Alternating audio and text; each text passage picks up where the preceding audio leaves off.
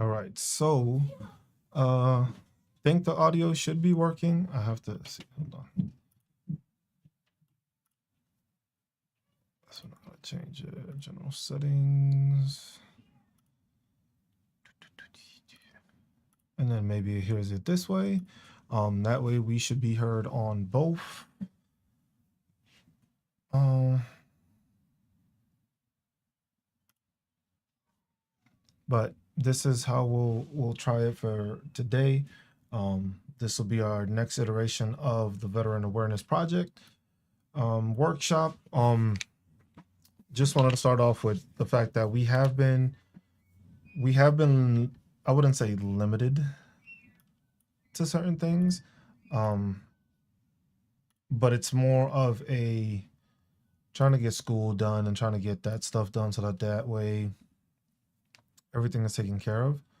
Um, which is basically what we're trying to do, just trying to make sure we can get done with school, and then get that done with, which at times can be hard, at times it's difficult, but it's just to try to do it so that we can get our schoolwork done. And once our schoolwork is done, we can basically make sure to concentrate on everything else that's going on with veteran affairs.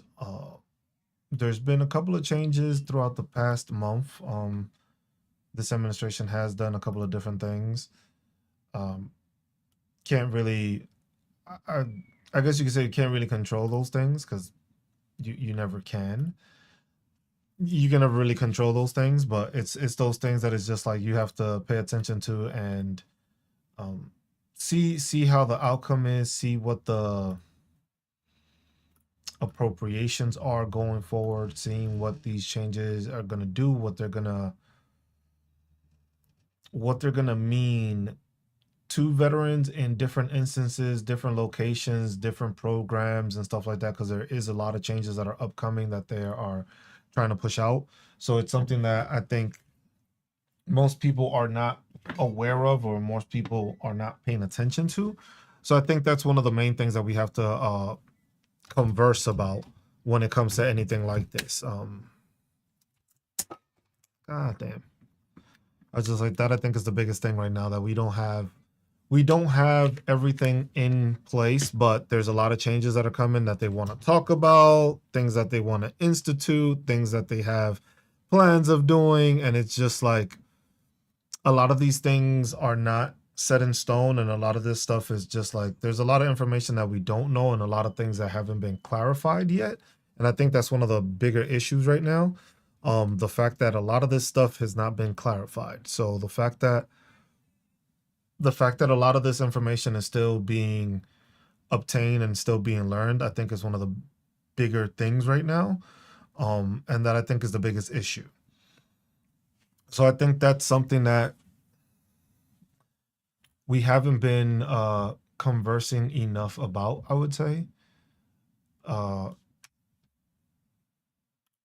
yeah, we haven't been conversing enough about that. And I think it's just like all these changes are something that are going to be impactful. And at the same time, they're going to be changes that are that we can't really, I would say, control. Well, we can control because we can actually say some things about these things and not just let them happen. But I think the biggest issue that we have is that a lot of these things are happening and we don't really know what's going on as veterans. So a lot of veterans are not in tune with the fact that these changes are happening. A lot of veterans are not paying attention to these changes, or they don't care because it doesn't affect them, or because maybe they're already 100% permanent in total and they don't think it's just like, oh, this isn't something I have to pay attention to. Some people just want to take it as, the VA sucks, which we keep on hearing that continuously. More and more, I guess, as I continue to do these lives and I continue to do these workshops, it's more evident and more visible to people to see the fact that a lot of this stuff is not being spoken about in the correct manner. So a lot of veterans are going through the process of just saying the VA sucks and making these accusations, but it's just like they're not putting it into perspective. And I think that's one of the biggest things that we have as veterans is the fact that we are lacking the perspective, and we have a perception of what the VA is supposed to act like, what the VA is supposed to do, how the VA is supposed to act, how they're supposed to take care of us. And it's just like some of the stuff is just like illogical, and a lot of the times it's like stuff that just it doesn't make any sense. Because the latest one I seen was the latest video I seen was of a veteran that was complaining about being in the emergency room and saying, "Oh, look, the emergency room doesn't know what it is." Let's people on the right blame better for VA once he had the pack that. It's always a blame game, and that's the problem. The thing is like with a lot of these veterans is like they never come up with any fucking solutions. There's never a solution as to how to fix things or how to do it. It's always, oh, the VA sucks. But you tell them, why does the VA suck? And it'll just be something personal that's just so minuscule and like stuck to them that is just like no other veteran is dealing with that problem. So you say the VA sucks because you had a specific problem with it that you yourself did not even look to find a solution or find a different outcome or a different avenue of taking to actually be successful. But the biggest thing you could do is say, I blame the VA. And it was just like, that's the problem that we have right now, because a lot of it becomes into like a political rhetoric of, oh, the Democrats did this, the Republicans did that. And it's just like, it gets to a point like, how full of shit are y'all? You can't blame it all on Democrats. You can't blame it all on Republicans. It's like they both have parts of it that they didn't do the fucking shit they were supposed to. But at the same time, it's just like, I tell veterans, go and check congress.gov. Go online. Go and check when these bills are being proposed for veterans. Who votes for them? That's how you get the visualization of who's actually trying to support you and who's not trying to support you. It's not a he said, she said. It's like no. These bills get proposed by multiple veterans, some of them being veterans in Congress, some of them just being congressmen or women. They propose these bills. These bills get pushed through and some of them get left behind. One of the major ones that was there was like the Major Richard Starr Act, which would allow veterans that got med boarded that don't get, I guess, that percentage when, you know, you have to get like 30% DOD to get that and get the retirement pay. It would allow them to concurrently get that. And that was the Major Richard Starr Act. Nobody spoke on that. Everybody stays quiet about that. Nobody wants to talk about that one. And it's just like, that's something that would be beneficial because, hey, if you get med boarded out of the military, it's not because you chose to get out the military. The military said, look, right now, you cannot continue serving. So we have to move you. We have to move you along out of the process. And a lot of people don't understand that. And it's just like, that's a whole different thing. But at the same time, it always starts with the blame game. It was just like, there's so much stuff that happens that most people are unaware of. All these bills and resolutions get passed. The PACT Act was one of the biggest implementations that we have had as veterans in over who knows how many decades. There hasn't been any legislation like that in decades where it's like, hey, we are going to make sure to take care of veterans. You served in Vietnam. We put toxins in the air while you were over there. You know what? Let's make sure to take care of you. You got people that served in Afghanistan and Iraq. Hey, let's make sure to take care of you. These are all things that are implemented and stuff like that, but most veterans don't know about it. Most veterans right now still don't even file for disability claims. Most think they don't know what it is. Most go all under the assumption of other veterans that the veterans will be like, oh, the VA is trash. You shouldn't waste your time. And it was just like, no, you probably did the wrong thing. Don't put it on another veteran. You got to educate yourself on the topics. It was just like, if you're Republican, Democrat, it don't matter. A veteran is veteran. It didn't matter what side you picked. It didn't matter what side you picked if you were veteran or not.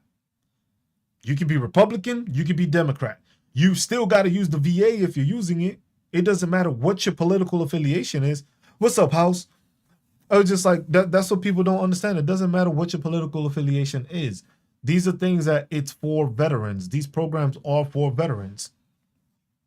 See, look, there's tons of people that have that, but the thing is we have the problem as veterans that some of us were just selfish. Some veterans are just selfish and pieces of shit. I'll say it to their face. It's plain as fucking simple. A lot of vets were just pieces of shit. It was just like, you were a piece of shit while serving. You were a shit ass leader. And now when you out, you want to use your I don't know what it is, because nobody gives a shit about you after you out the military. You want to use your delusional fucking thought process to try to implement and influence fucking veterans. And it's just like, that's the problem we fucking have. It was just like, there's too much shit going on right now that veterans don't know what the fuck to do. Why? Because you have one dumbass veteran that says, oh, the VA is crap. Or you have veterans that get on TikTok and start talking shit. Oh, the VA hospital sucks. It was just like, the dude made a video talking about he was at the ER for 2 hours and the nurse, I guess, didn't know what he was there for. I was just like, mind you, if you at the fucking ER, any fucking ER, and you are sitting laughing on your fucking phone, you're not a fucking priority. I haven't been to any ER where somebody can ably walk into the ER, be perfectly fucking fine, and they're gonna fucking go and make a fucking video on it. It was just like, they make videos about the ER not taking care of them. It's just like, bro, you laughing and in a good fucking position. You don't look like you in fucking pain that you can bullshit on TikTok and make videos, right? But then all of a sudden the VA sucks. I was just like, what emergency room have you ever fucking been to that when you can sit down perfectly fine and didn't have any issues, you got attended to first? No, it's a priority system. It's the same way with the VA. If you are not that fucked up, you are not going to be the first person to be seen. What's up, Monica? It was just like that. That's plain and simple across the board. At any emergency room you go to, if it's a kid that's hurt or sick, they take care of the fucking kid. You know why? Because that's a bigger priority than taking care of a veteran. Now, if you have mental health issues, you have to make sure to contact the mental health issues. They have a whole crisis line for that. It's not you saying, oh, the VA don't want to help me. They got a fucking crisis line for it.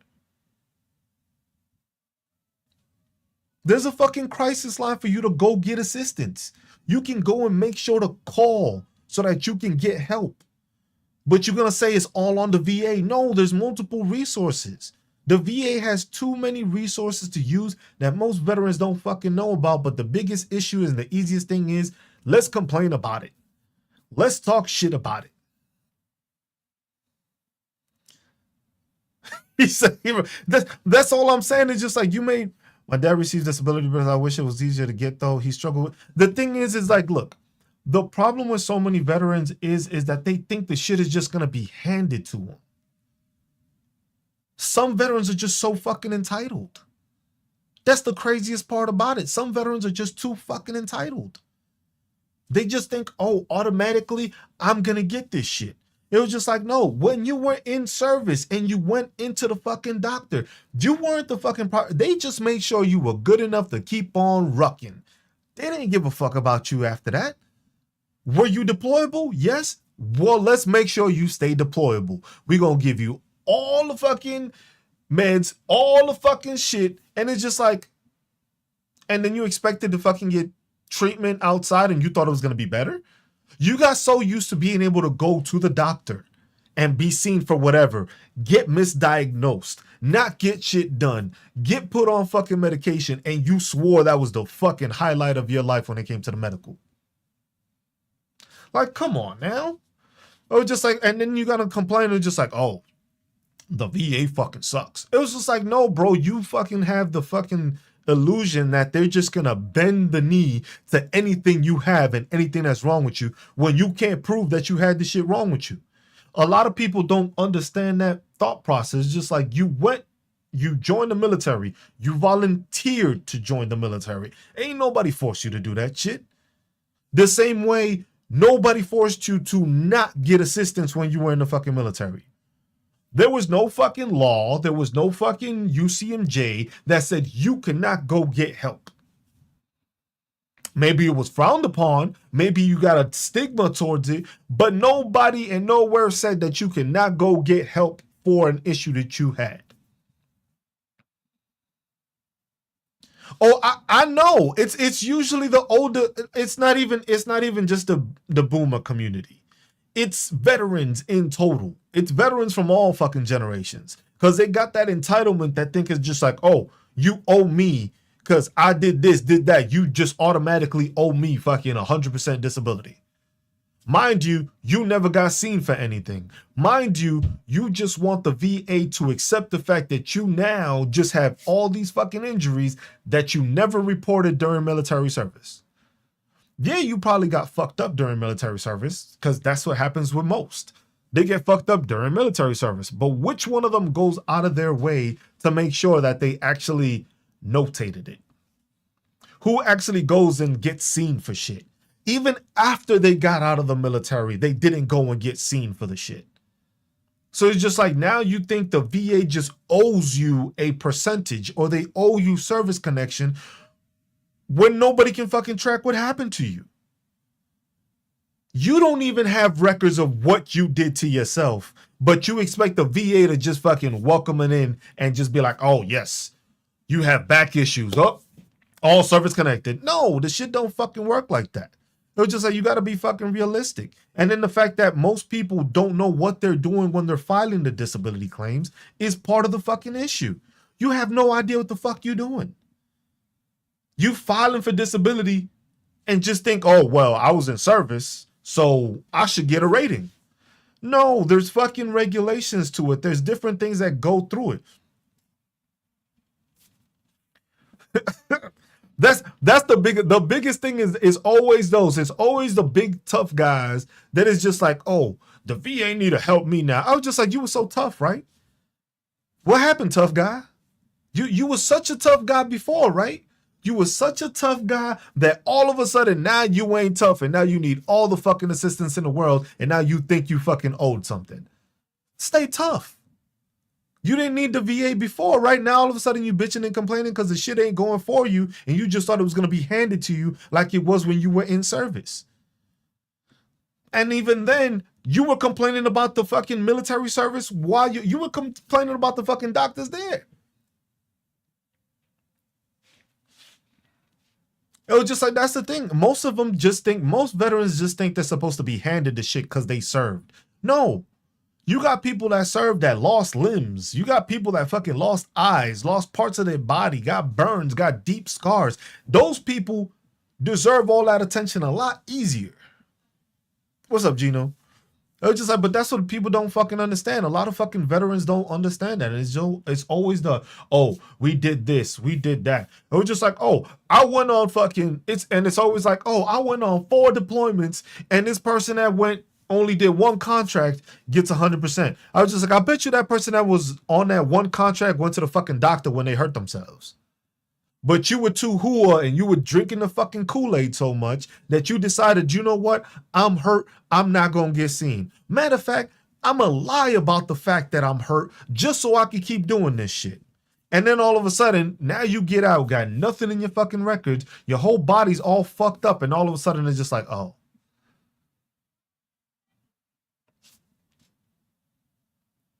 It was just like, you went to jump school. Your knees is fucked up. Your back is fucked up. If you jumping out of planes consistently, your back and knees are not the fucking same as if they were if you were just walking the whole time. It's always like, oh, you're a leg. You don't even jump. I was just like, okay, but my knees is better. My back ain't so fucked up. Y'all, they don't talk about that part, do they? They leave that part out. It was just like, oh, so you want to complain about your knees and your back, but you didn't get it documented when you landed that wrong time and your fucking shit twitched.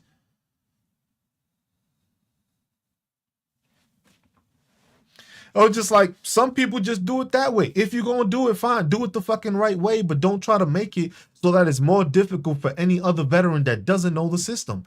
Because clearly a lot of the times it's veterans that don't know the system that always want to complain about the shit. It's always easy to complain. It's always to be like, oh, the Democrats don't do shit for me. Tell me what the Republicans have then. Or Democrats don't do shit for me. What have the Republicans done for you? Oh, just like you can ask them that shit and they all of a sudden is fucking quiet as fuck. The biggest answer that everybody always gives is, oh, well, I got community care now. It's just like, how's that working for you? So the one issue you had, now you got community care. So what? Now the VA is fucking great? Because instead of you having to travel, because the VA don't have the resources for it, they actually able to do it. Okay, that's good for you. Is the VA still shit now? So the only problem was is that you couldn't have your convenience of seeing a doctor you wanted to see. That was the part that was inconvenient that made the fucking VA suck for people. The fact that they couldn't see who they wanted to see. And if that isn't being entitled, I don't know what the fuck is. And it's just like it gets crazy to the point where it's always the same fucking people. Like it's crazy. Like I said, now I scroll through TikTok a lot more, and I see a lot more veteran content than I usually did. And I'm seeing more veterans pop into my feed, more military service member pop into my feed. And most of the time, I'll leave a comment here and there like, hey, man, you got to do this, you got to do that. Sometimes it's soldiers that are getting out, and they'll be like, hey, man, to y'all veterans, what do y'all suggest I do? What information? Hey, man, go to a VSO, sit the fuck down with them and ask questions. Watch videos. Get with other veterans. Understand how the process works. Understand what you need to do. And then you can be successful. But if you going off of, oh, I'm going to do this, I'm going to do that, and don't have no idea what the fuck you doing, you're going to fail. I don't know anything in life that you approach with the thought process of, you know what? If it hits, it hits, and then get mad when it don't. So you chose not to do the homework.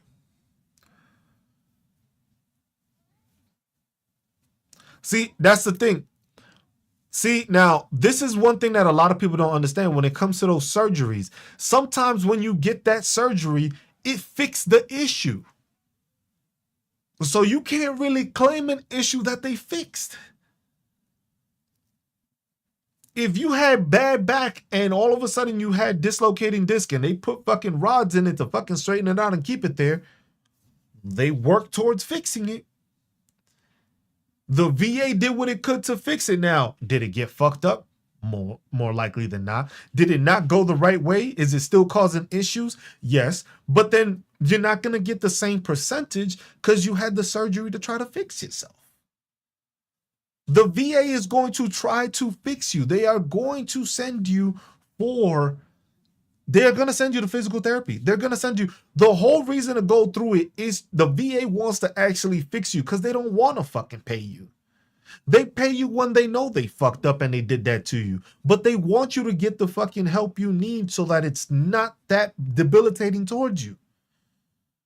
And people don't understand that. But ask these veterans, the ones that always say that the fucking VA is trash, ask them how much they use the VA.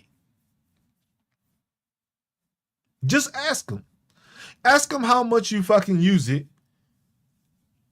And then they'll be like, oh, I don't. I go to my private doctor. So you didn't even try to get help from the VA, where the VA would take care of it for free, without a deductible, without a thing, because you decided not to claim it and you decided not to go forth with it because you wanted to go to your own doctor. But then you want to blame the VA for not doing it. I was just like, that's fine. Some people go for refills. Some people use it for certain things. Some people don't. But at the same time, you ain't complaining about getting free refills, are you? Oh, I know. I know that's how veterans are because I talk to veterans all the time. Veterans always got something negative to say, but they don't fucking use the system. It's just like it's easy to say the VA sucks. And it's just like, that's why I was just like, yes, the VA does have shit that sucks. Yes, the VA has stuff that needs to be fixed. What business or what fucking hospital doesn't have that problem? But the fact that so many veterans are so fucking entitled to thinking that it's just automatically supposed to be given to them is the problem we have. Because the thing is if you have such a problem with the VA, why ain't you voicing how it can be fixed? Give me a fucking solution.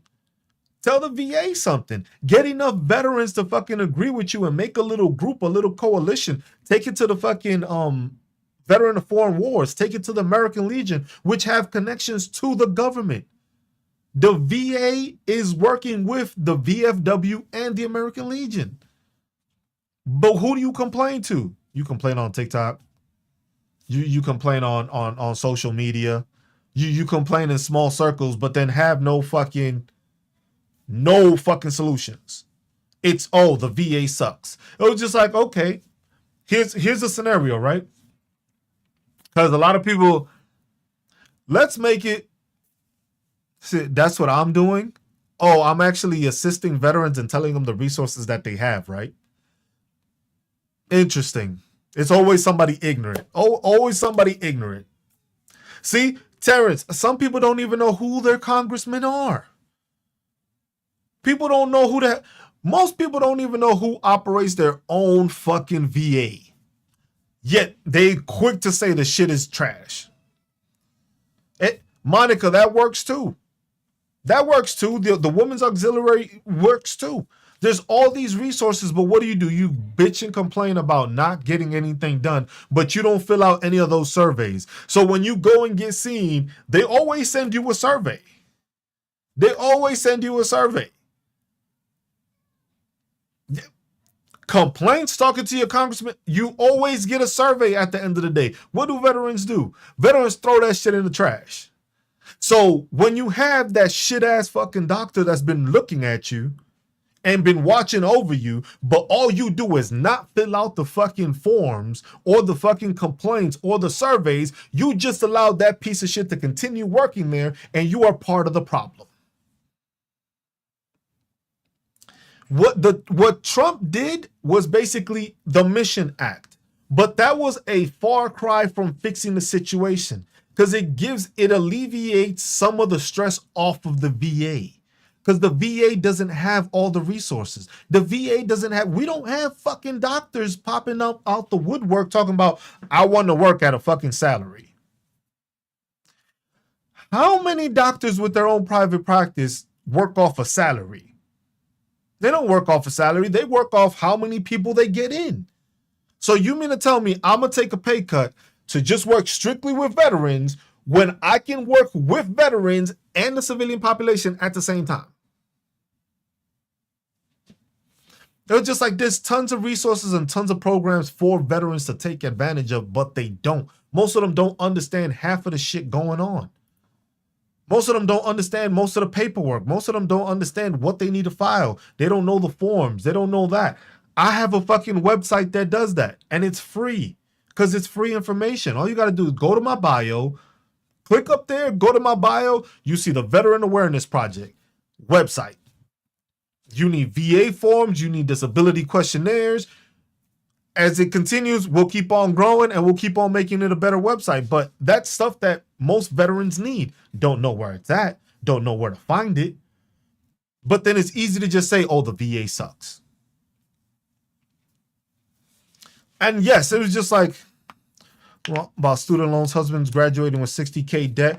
So, Viviana. So basically, if it's not a black TikTok, it's like there's an art to it, but it's not even having the art. It's just you doing it the right way. Because if you do it the right way, you don't have that issue. You don't have that issue of failing with the disability claims if you actually do it the right way.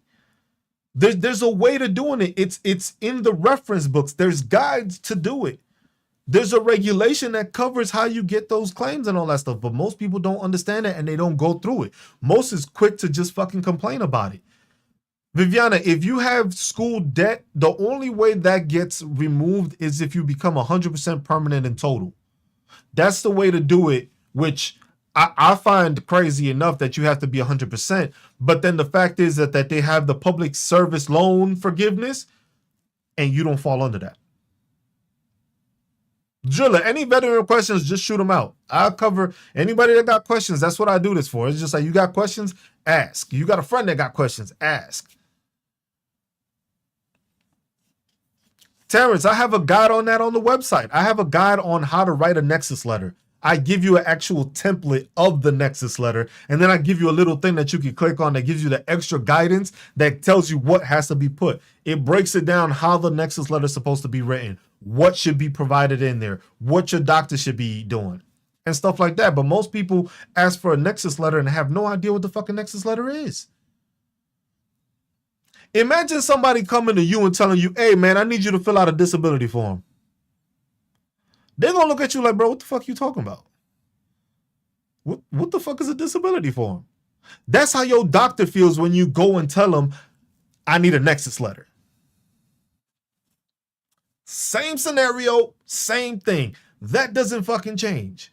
When you go to the doctor and you tell them, hey, I need a nexus letter, mind you, you talking to somebody that has no idea what the military is. Well, they know what the military is. They never served. They never interacted with it. They don't know how the medical system works with the fucking in the military. But then all of a sudden you expect them to know what a fucking nexus letter is. That's why a lot of doctors, they be like, nah, I don't want this shit. No. I'm not putting my name on it. I don't even know what the fuck I'm supposed to put on there.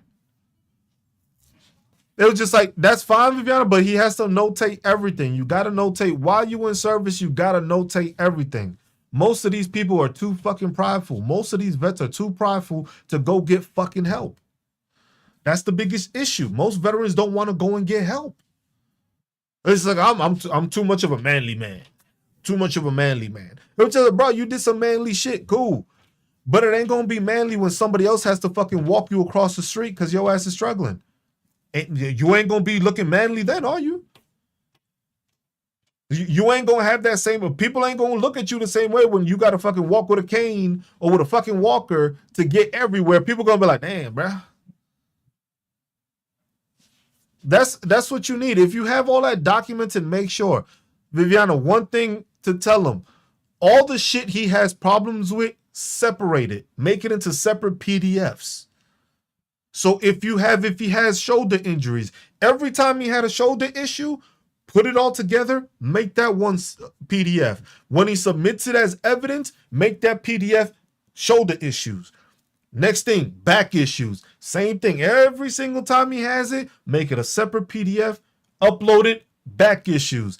Ankle issues, same thing. Every single time. Because you got to remember, our medical records, the longer you've been in, the longer your medical records are if you've actually been going to get seen.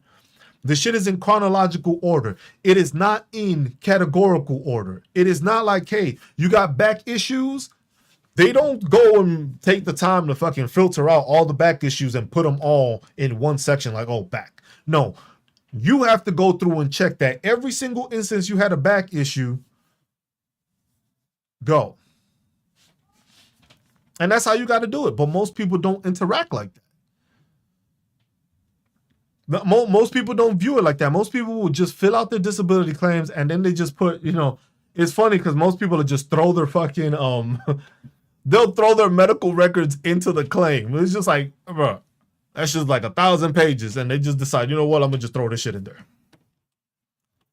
About evidence is in there. No, bro, if you didn't take the time to fucking read it, why the fuck would a VA rater do it?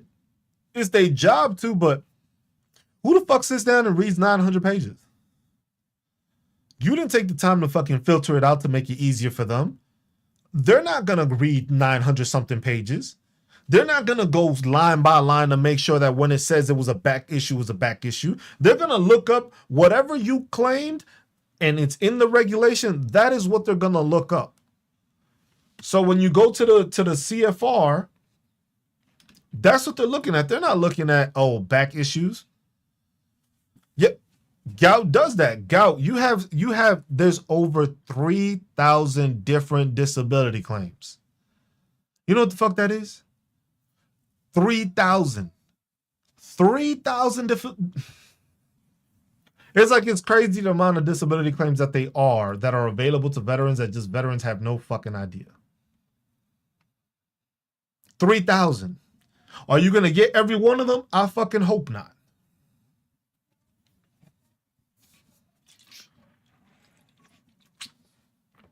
Brent, that's why, Brent, I say you have to go through your medical records line by line. And that way you put it over. Because what people don't understand is if it is a photocopy of your record, that shit doesn't show up on a search. You can't control F pictures.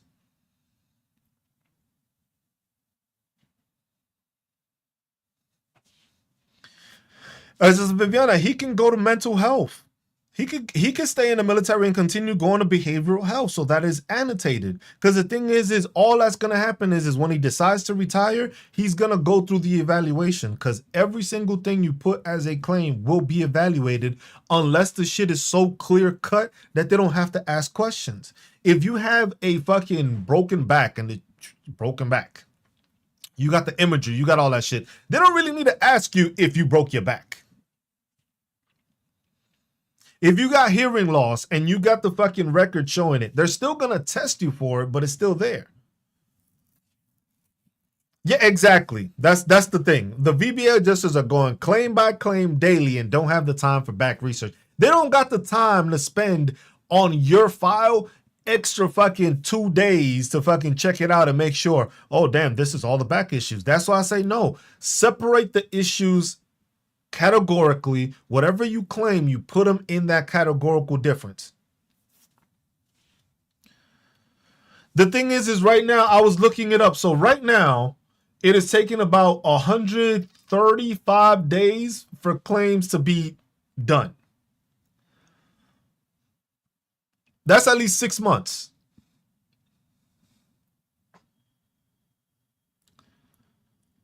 And got zero, they will give them. Yeah, they give you free hearing aids. There's no way to fix your hearing. The same way when fucking somebody flatlines in my ear, there's no way to fix that. There's no way to flatline when somebody keeps flatlining, because that's how I take it. When somebody was just like, somebody must have passed. That when that shit just goes and it starts blurring in my ear, somebody must have fucking passed. That's how I look at it when my fucking ear goes off. Can't fix that. That shit is random as fuck. It could be in the middle of the night when I'm about to go to sleep and then all you hear is the constant somebody flatlining. And it was just like, oh, that's nice. This should be fun to try to go to sleep now. But they can't test for that, but that's something they want to change. It's a process. The shit takes time. Now, imagine the fact that you're gonna fire people in some of these positions that are overlooking the stuff that is viewing these same claims. So right now it's at 135. With lowering the amount of people that are accessible to actually review these disability claims, it's gonna lower. But that's the thing.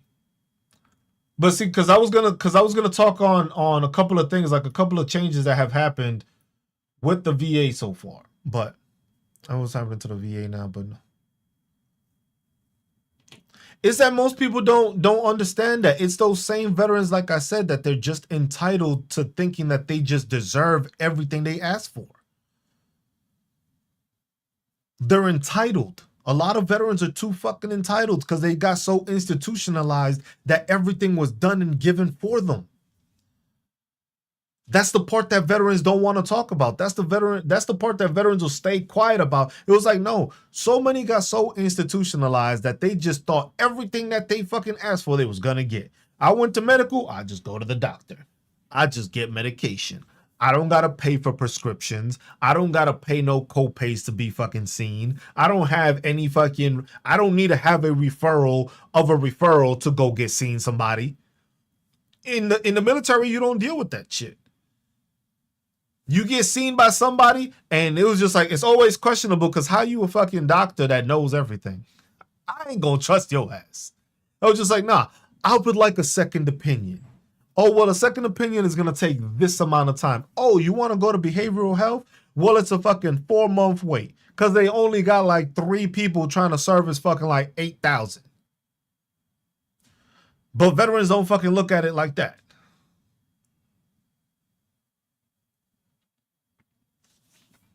I don't think they're going to restart the claim. I just think it's going to be longer for them. But the thing is they're trying to automate the process. And that's the thing that a lot of people ain't talking about. They're trying to automate it.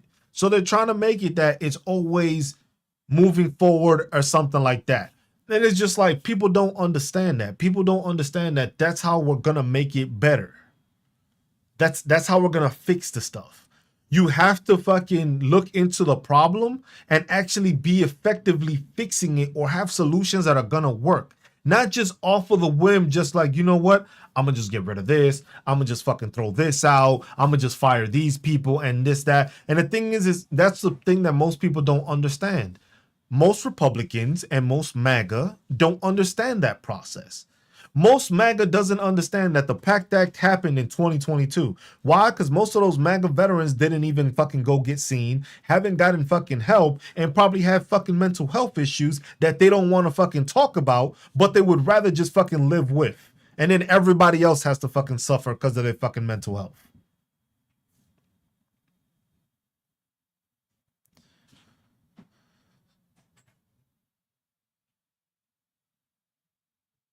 It's plain and fucking simple. It was just like it's simple to do that because a lot of these people never go to the VA. So those same people voted for reductions in the VA, right? But what place do you know that basically made sure to hire all these people are now getting it removed at the time period when it needed the most? All these people that got hired were during the PACT Act from 2022 when it was enacted in August 9th all the way till now, till people started getting fired. That's what happened. Over 60,000 people got added because of the PACT Act, because we had an influx of 2 million extra new claims that were never there. Yeah, I know, Viviana. That's what they don't talk about that. How most of the Republicans that are in office now were the ones that voted against the PACT Act. It's just like when it comes to these veteran conversations, I don't like to make it a veteran MAGA Democrat, but you have to put that into perspective so that people understand. It was just like, you voted for this, right? Chipping boy, if you got so much to say, you a UNMC fucking crayon eater, my dude. You a vet, so what? You deployed, so what? You notice how I wasn't paying attention to you? Why? Because nobody gives a fuck about you like most people don't about veterans. You happy now? You got your attention? You want me to feed you a green or a fucking red one? I got crayons in boxes over here. I can help you with that too. I was just like, most of y'all is the same ones are fucking like, it's always those veterans that are just like, yo, I'm the big dude, bro. I'm big and tough. I did all that. They're like, bro, nobody gives a fuck about you now. Nobody. Your glory days were then. Those were your glory days. When people actually looked at you like you mattered. Now, nobody gives a fuck about us. So if we ain't helping each other, you part of the fucking problem. Plain and simple. If you a veteran that's talking shit on other veterans trying to help and assist and build to make sure veterans are taken care of, you part of the fucking problem. Plain and simple. It was just like, if you MAGA and you proud because you MAGA and fucking veterans are losing fucking resources, we understand. Now you understand why people don't like fucking... Yes, I am talking shit about MAGA veterans because they're the ones that voted for this shit. MAGA veterans are the ones that fucking complain the most about the VA. Yet what solutions do y'all have? Yet you voted for people that voted against your fucking interests. So how stupid do you sound? How stupid do you sound that you voted for people that voted against the PACT Act? Because if your dumbass deployed and you went to Iraq or Afghanistan and you end up with fucking cancer 20 years down the fucking road, don't fucking try to go to the fucking VA then. Be that tough guy, right? Be that big bad fucking MAGA. Just go with your fucking MAGA Make America Great hat again. Just show up to the VA that way when you got cancer so that they can just fucking kick you to the curb and then you can complain some more because of the fact that you never did anything to take care of yourself when you could. It was just like, it's always fucking MAGA complaining about fucking things. Always complaining. Always complaining. Always complaining. But then you have people that, so you okay. It's like, I don't even why I bother with MAGA. Like, the thing is like, when I help veterans, I don't care if you are fucking MAGA, Democrat, far right, far left, whatever stupid fucking designation you want to fucking do. At the end of the day, you're fucking a veteran. And if you're not supporting veterans or doing anything to support veterans, just shut the fuck up. You ain't that tough, bro. Nobody gives a fuck about you. If your name ain't on the fucking wall somewhere, you weren't that fucking important, actually.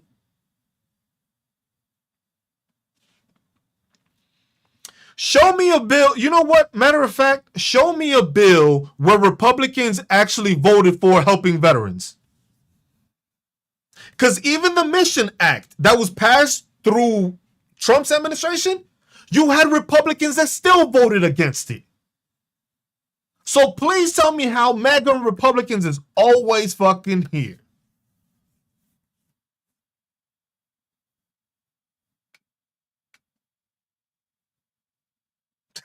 Exactly, Strider. It's always a thing.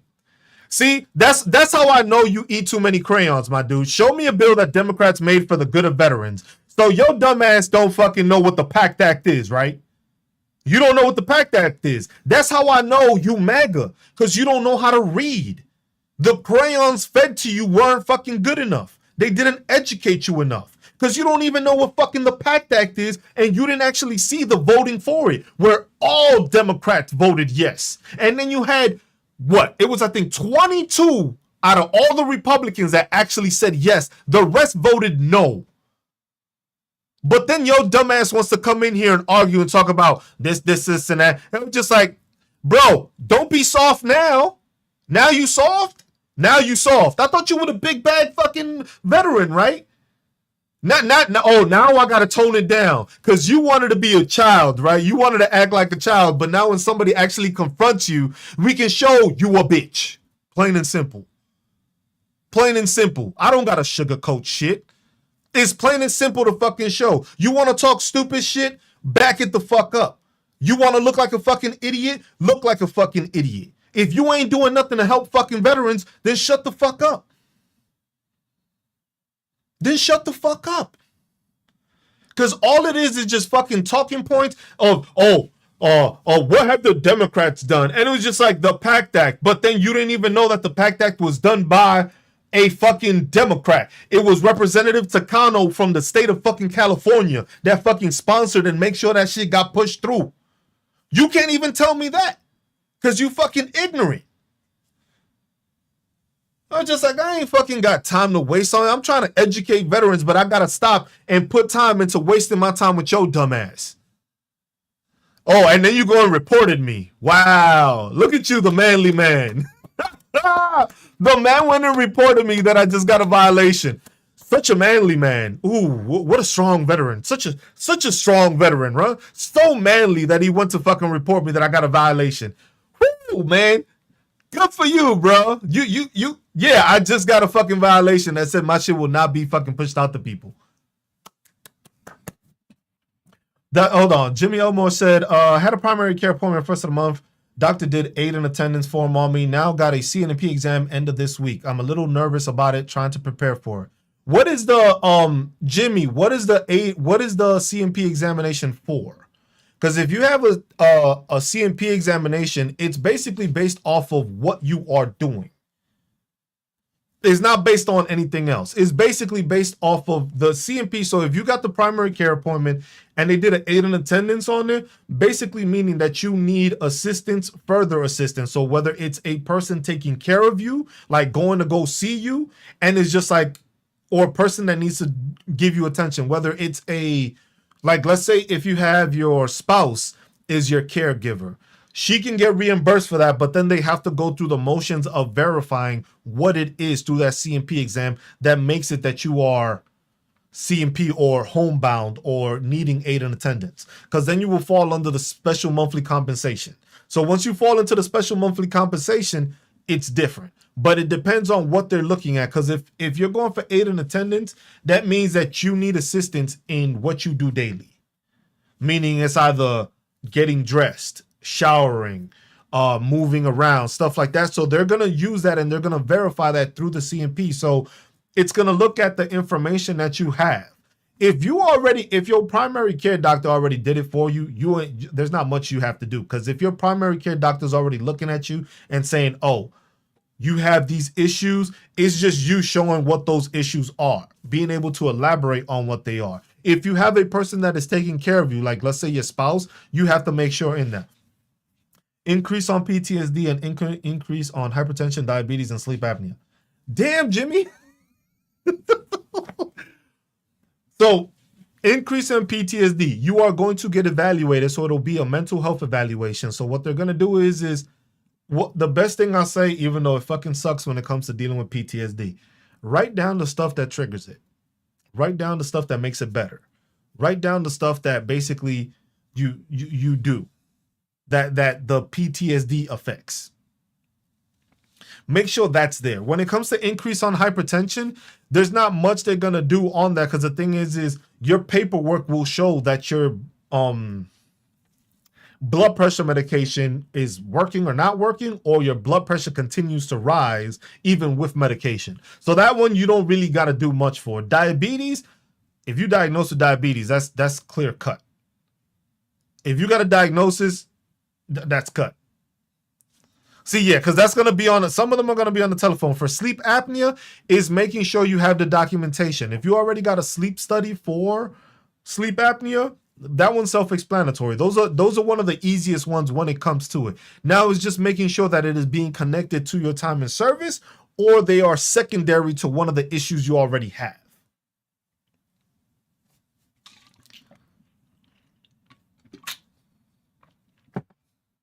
So that's one of the things. So most of the time, Jimmy, when it comes to that, sleep apnea, if you got your sleep study done, that's self-explanatory.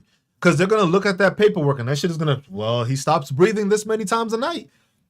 He needs a CPAP machine. You're going to get that. That one, they don't fight. Now, the thing is was it service connected becomes the biggest issue. If all the things you already have that you mentioned, Jimmy, are already service connected, then it's just your paperwork showing that they have they've worsened. That's what you're doing with that point. So you're basically showing that it is worsened through that time period. Is there a new criteria for mental health? Black Power, I have a video on YouTube that was, I think, 2 workshops ago, or last. If you go on my YouTube page, I go over the criteria for the new mental health ratings, how it's going to be changed into 5 different domains. So it's going to be 5 different domains now. It's no longer going to be the total, social, and what the fuck is it called? I'll pull it up here on the thing, on the CFR. Total social and total occupational and social impairment. So it's no longer going to be just those things. If y'all want, like I tell people, it's easier. If you are on TikTok, if you go onto my YouTube, I am live on YouTube, I show you the CFR. I just do it here on TikTok because TikTok be stupid, and then you got ignorance like you just saw show up trying to talk stupid. Like, I'm not here trying to help people. I'm here doing this to help people. I'm going to talk shit on veterans. Why? Because I'm actually doing my part to actually help fucking veterans. I'm not here talking shit about veterans and then downplaying what they can and can't do and not helping them get better. That's where there's a fucking difference. That's where there's a difference where I do talk shit to veterans. Why? Because the thing is if you ain't doing shit to fucking help but just talk shit and complain, you part of the fucking problem. I'm taking time out of my day, out of my time, me being a veteran, to make sure I can fucking help veterans get resources so that they can have a better fucking life after what they sacrificed in service. That's it. There's no fucking change to that. They always just want to argue. And that's why with MAGA is always, you want to have a fucking argument. Let's have a fucking conversation about how to help people. So, Jimmy, you having surgery and prostate in 4 weeks and it's service connected. If it's service connected, Jimmy, the CMP exam is just basically you elaborating on how it's worsened. Your paperwork should already show that. But then when it comes to certain things, depending on if you look at the CFR, which I'm showing you now, it just depends on what those issues are. So if it's sleep apnea, you would have to go to sleep apnea. See what it is. With sleep apnea right now, until they don't change the process, is as simple as basically, hey, if you have a CPAP machine, you are getting 50%. You may have sleep apnea and it's depending on the severity, but if you are being told you need to have a CPAP machine, you are going to receive a 50% rating.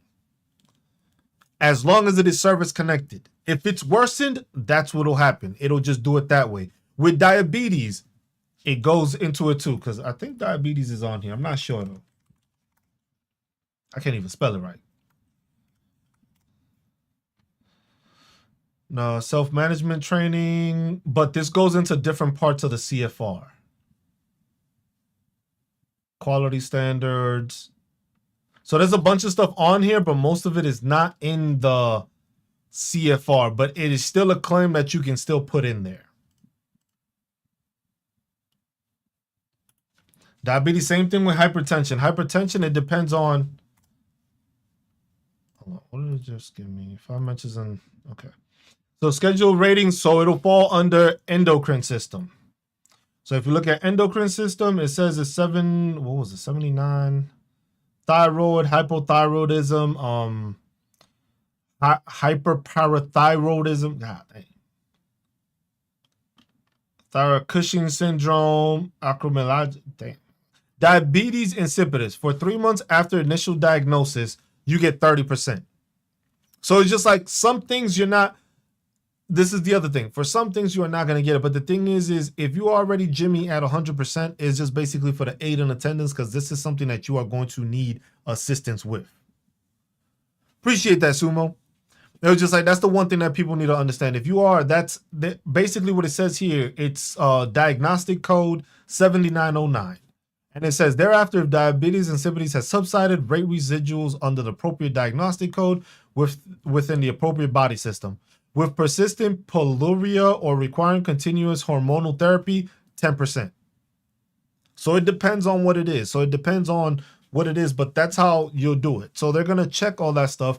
But most of the time for any C&P exam when you go in, the best way to prepare for it is understand what the Code of Federal Regulations says and has on there. Terrence, how do you put in a claim for what exactly? For anything you're going to put a claim in, Form 25. 1 second. I gotta make sure I got it right. So I'm gonna show y'all the website because it's the vetawarenessproject.com.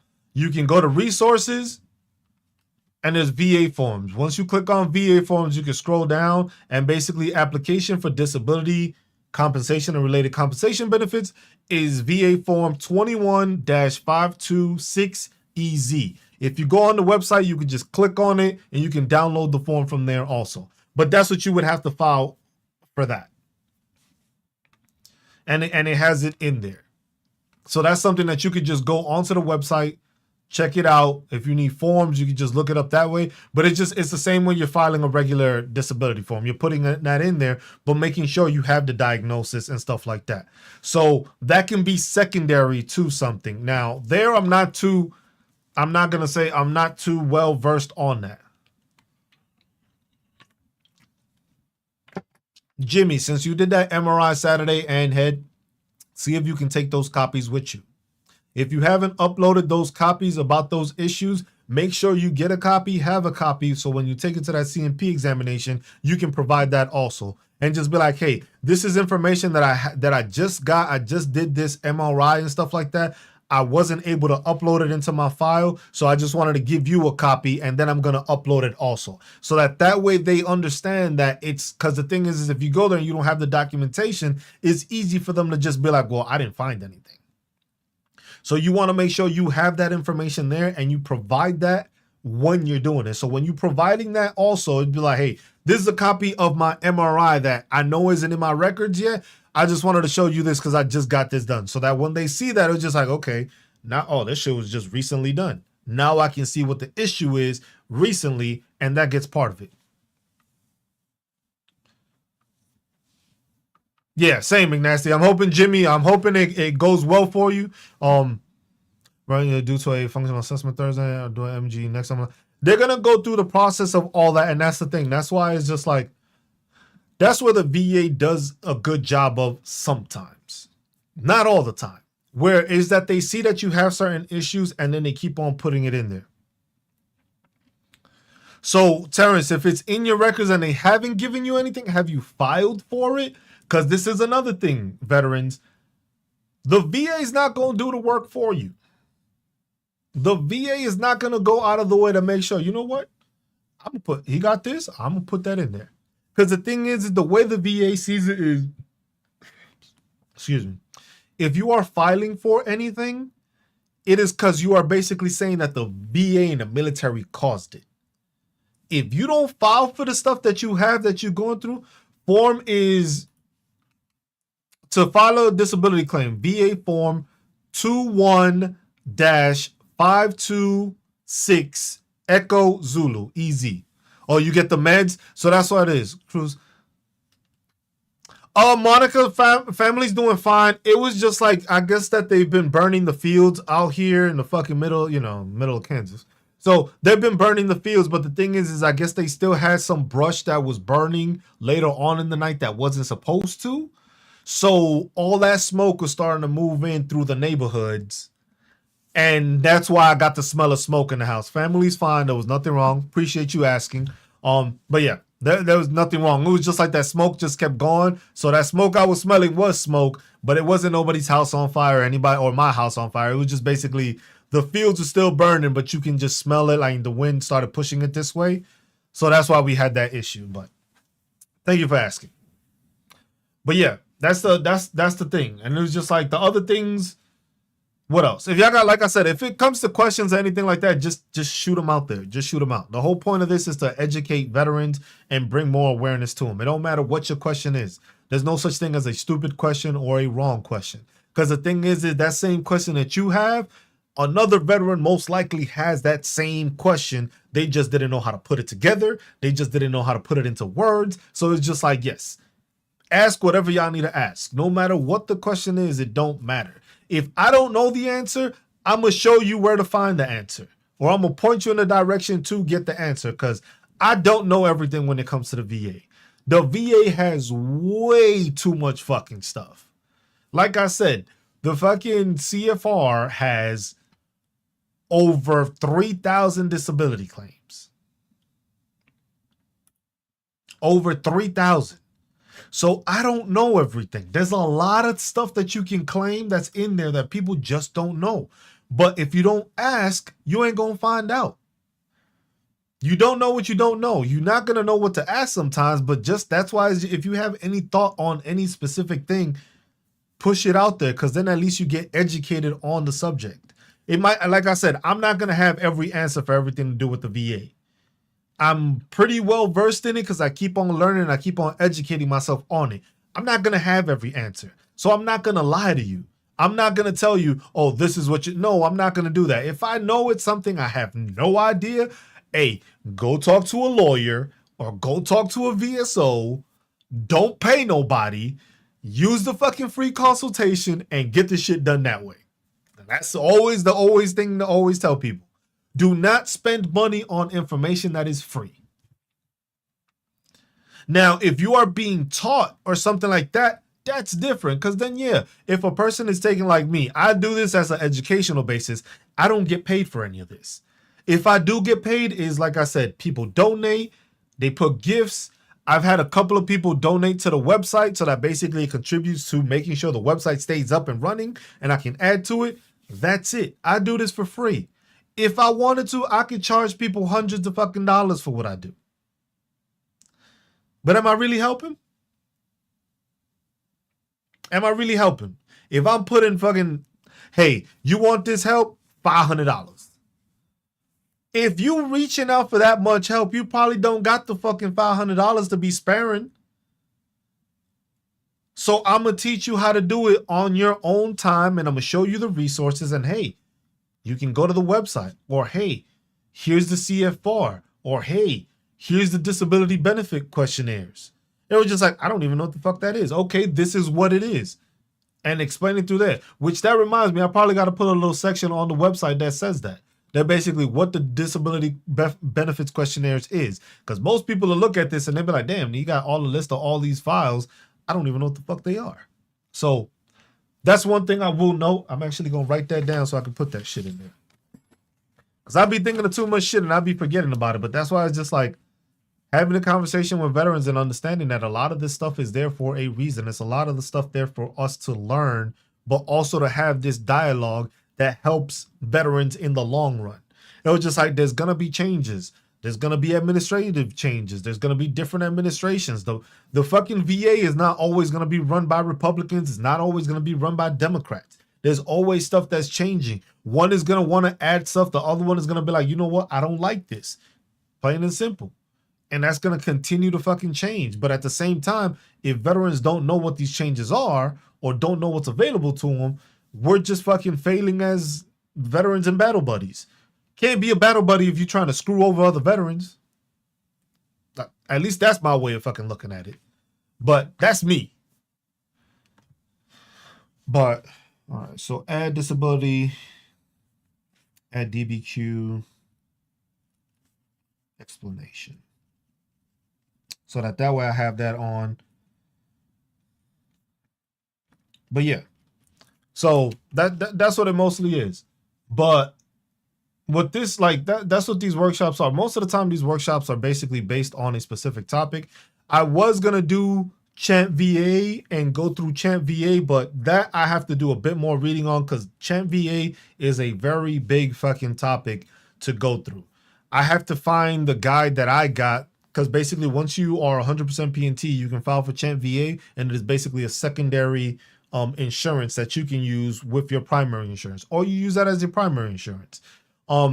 So most of the time, like let's say if a family member goes and gets seen for anything and you have Chant VA, primary insurance will cover most of it or whatever it's allowed to. And then most of the time, Chant VA covers the other half. So literally for some, you don't have any co-pays and you don't have any payments when it comes to medical assistance for your family. If you're 100% PNT, you can just go to the VA and get seen. But it depends, because the thing is some people use the VA solely as their medical and some people use it sparingly. Most of the time when it comes to medication, you can go through the VA, but you have to go through the process where the referral is put into the VA from your primary doctor. And then from there, the VA most of the time will supply whatever that medication is.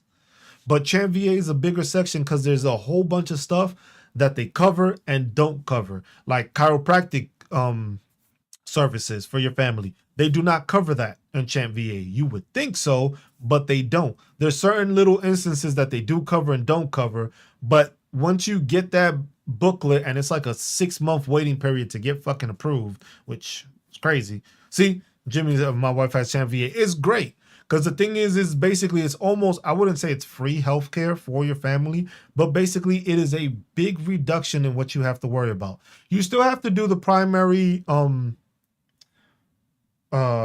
insurance, which is a big factor, but knowing that you have the ability to have a secondary that covers you for most stuff is very alleviating when it comes to medical expenses. Because of the fact that it's just like, it's just like, well, this covers it.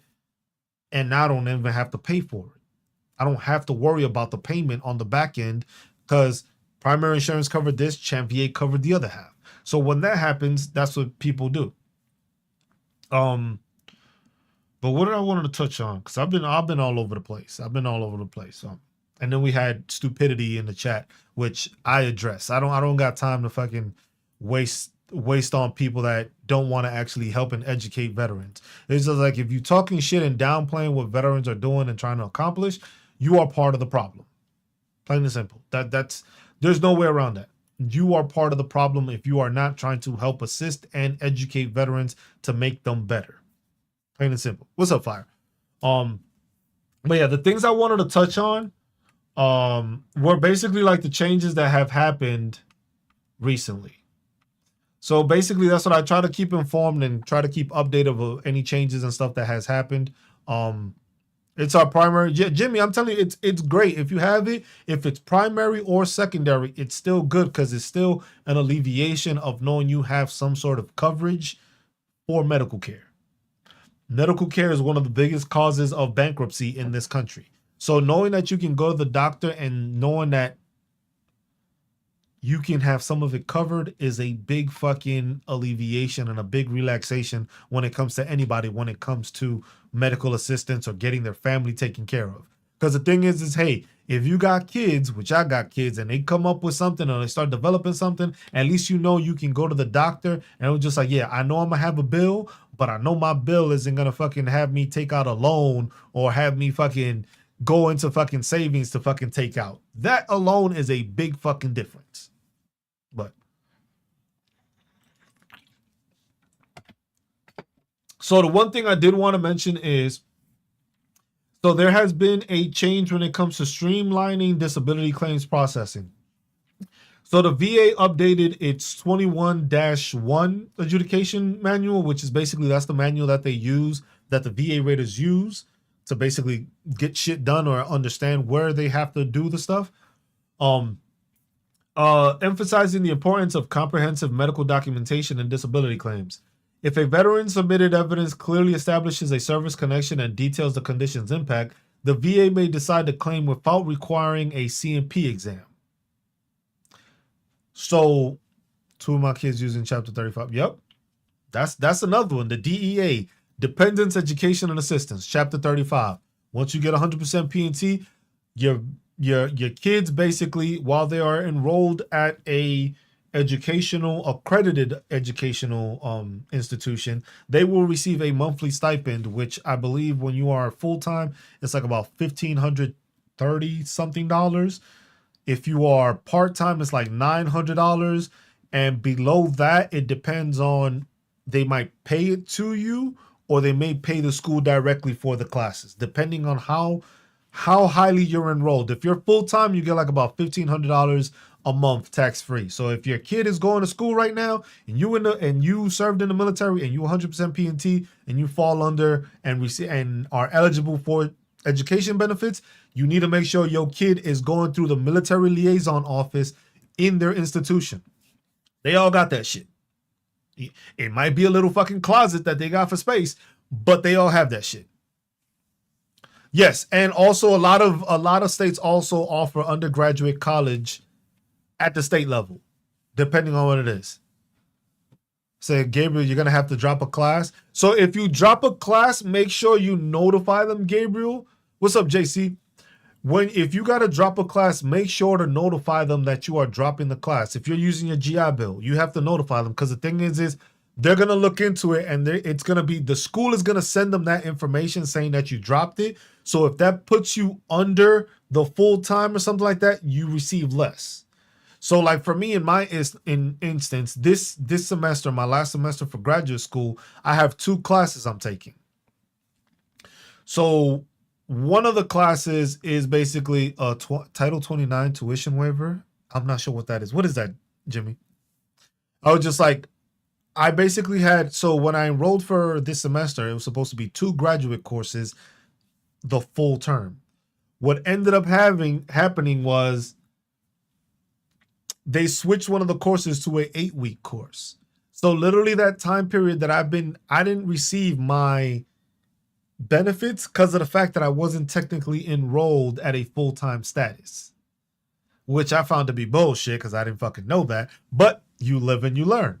So it's just like, you get that, and it was just like, now that I'm enrolled in 2 classes the rest of the way, I get the benefits. But since I wasn't enrolled full-time and I wasn't really in school, according to them, I didn't receive anything. So I got like an overpayment and an underpayment. It's a fucking nonsense. Just make sure you fucking updating it and making sure your shit is updated when it goes. Because, oh, you don't qualify. So the Hazelwood Act, you don't qualify for the GI. Okay. Even with that, well, I don't know exactly how the Hazelwood Act goes with it. So that's something, Gabriel, I would say contact your school, because that's a Texas thing. The Hazelwood Act is a Texas thing. So the regulations and the stipulations that they have specifically for the Hazelwood Act, there I have no idea how that shit works. I don't know how that operates. I don't know how they get stuff done through there. So that's something you would have to make sure to notify the school, go through them and explain that and see what it is that happens with that. Because there, I got no idea. But yeah. So that's basically, the thing is like, with this whole streamlining disability processing, that's what they also call the fully developed claim. Now, it's still going to take time. But most of the time when you have a fully developed claim, it's like you have everything you need to show what you do. You don't need that CMP exam. They basically process that file quicker because it's like you're already showing what you have to show and you have the documentation. So that's always important to make sure to pay attention to that, because that's also in that part of it. So if you don't have that in there, it makes it difficult. The one thing that they did happen, that it was one of those things that got removed because of this whole cuts and stuff like that that they're doing for the VA. One of those was the termination of the VA servicing purchase program, which basically the breakdown is the VASP program, which has assisted over 17,000 veterans in avoiding foreclosure by purchasing defaulted VA-backed loans and reducing interest rates, is scheduled to end on May 1st. The Trump administration cites a lack of congressional authority and the VA's limited capacity to restructure loans as reasons for the termination.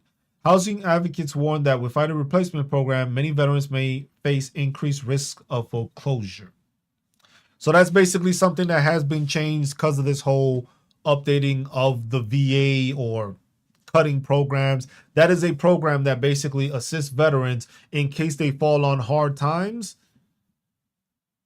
That was a way of basically having them covered and having them lower their payments. But that now is getting removed because you got to remember, not every veteran is at 100%.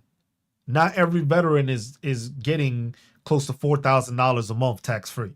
Some people have lower percentages and they still, they still work, they still go through the process, but sometimes they fall on hard times. Like imagine if you weren't at 100% and all of a sudden you got laid off of your job. That puts you in a tight spot and people fall into that defaulting of loans and stuff like that because of those predicaments. So that was a program that was there to assist. And it was just like to cut something. I understand that it didn't have, it's 17,000, but it's still veterans, a program that should be there. And maybe just instead of cutting it, just give it some oversight so that it gets visibility and it gets the procedures are done right. Just by eliminating the program is not going to help the situation. Because now you're still going to have veterans that run into this problem, but now they're not going to have the resources that the VA was assisting them with to take care of it. Another thing was the policy changes affecting the transgender veterans. Recent executive orders have rescinded VA Directive 1341, which previously ensured respectful and affirming care for transgender and intersex veterans. This rollback phases out gender-affirming treatments, including hormone therapy and surgical evaluations for transgender veterans. While mental health services and hormone therapy for existing patients will continue, the changes have raised concerns about the well-being and the healthcare access for transgender veterans. So basically they are saying, I did see that what they're doing is that they're continuing the mental health services and they are continuing the hormone therapy if it's already done. What I think is happening is that basically they are removing the ability for veterans, if they wanted to get that transition, for the VA to pay it. At least that's the way I'm understanding that. Not entirely sure, but that's the way I'm. So at 100%, your student loan is forgiven, right? 100% P&T fire. So you have to be 100% P&T. But this is a way I say to work the system. I'm not proud of it, but there's a way to work the system. If you get to 100% P&T and you have school loans, you can go back to school, take out some more loans because you can defer the loan forgiveness. Defer the loan forgiveness, go finish your schooling with the loans and or whatever it is, go to school, do that, and then have your loans forgiven. So basically, if you hadn't finished your bachelor's, instead of using your GI Bill, go take out school loans, go to school, do it that way. And then once you do it that way, you are able to basically go to school, you pay your school loans, but then your loans are going to be forgiven after the fact if you try to do it in that manner. If not, you can use your GI Bill, pay it that way, or go through the VRE program to basically assist you with schooling. But once you get to 100% P&T, you have to notify them that you are trying to defer your loans being forgiven. Because they're going to do it. It's going to take a couple of months. It may be like a month or two that they see it. And then they're going to send you the information like, hey, your loans are about to be forgiven. And they'll ask you like, hey, do you want to defer this or do you not want this to happen? Because the thing is that loan forgiveness only happens one time. So if you get the loan forgiveness at that starting juncture and you get loans after that for school, they're not going to cover those other loans. So basically, that's why I say if you're going to use some more loans and go to school, do it that way. Get the loans done, get your school done, then use it that way. Oh, found treasure. My bad. I just seen this message. Been in step 3 since September. CMP exam in early December. Called my VSO. She said VS hasn't seen the exam yet. Called them. They explained they go back and forth with the VA. Why it takes so long. Found treasures. The average wait time right now is 135 days. Appreciate you, plot. JB, explain the Nexus letters. Okay, hold on. I'm gonna answer on YouTube first, and then I'll go back to the Nexus letters and DBQs. So file treasures. If you've been in step 3 since September, October, November, December, January, February, March, they should be looking at it, but at the same time, the 135 days approximation was before all this craziness started. Was before this whole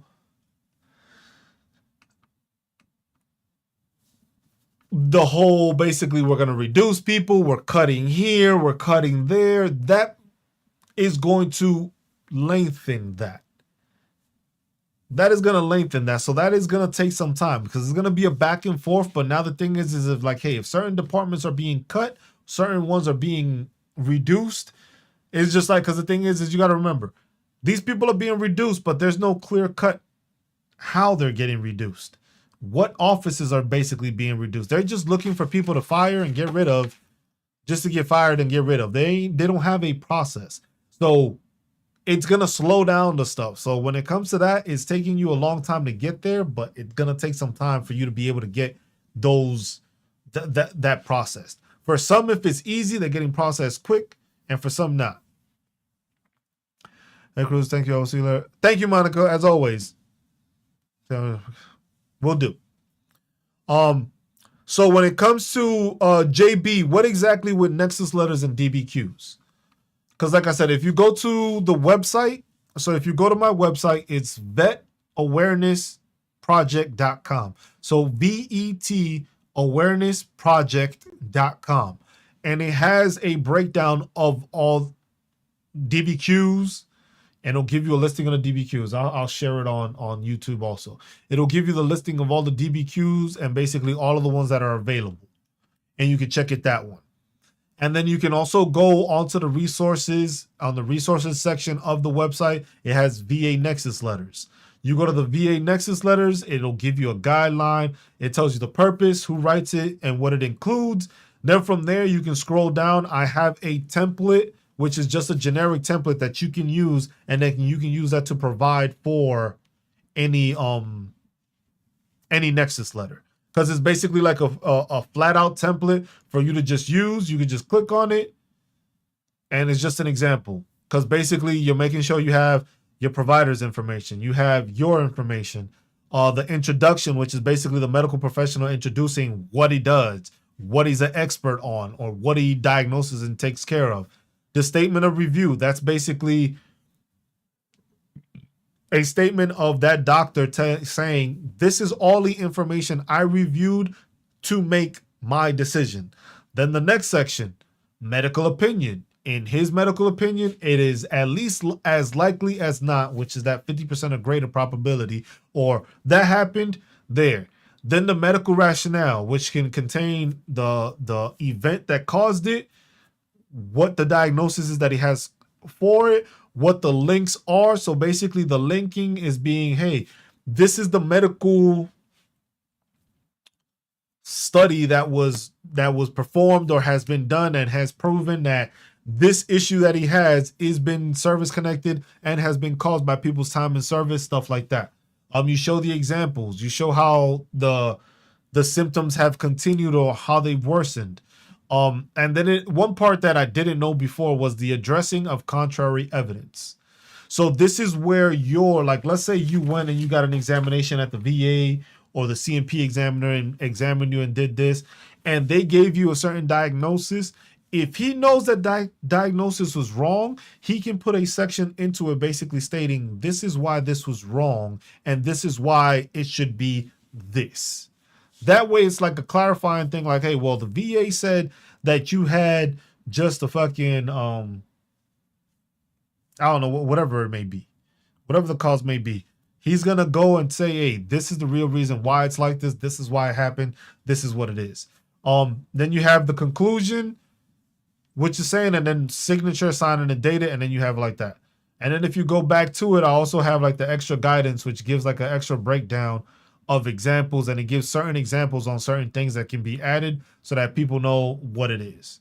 And that's just me doing that. That's just like, you can go onto the website.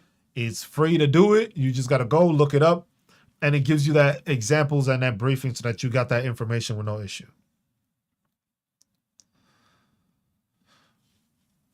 Yeah, that's no problem, man. That's all it is, man. A lot of this stuff is just, it's obtainable. It's just a lot of people don't know where to find this stuff. That's the biggest issue when it comes to this whole disability stuff. Most people just don't know where to find it and don't know where those resources are. But that's the website I have. Like I said, once I'm done with school, I'll be able to put more time and effort into it. But right now it's just been schoolwork. Do these only on Sundays. I haven't even been posting videos lately. I've taken a break because it's just like, I'm just trying to graduate. I'm just trying to graduate right now.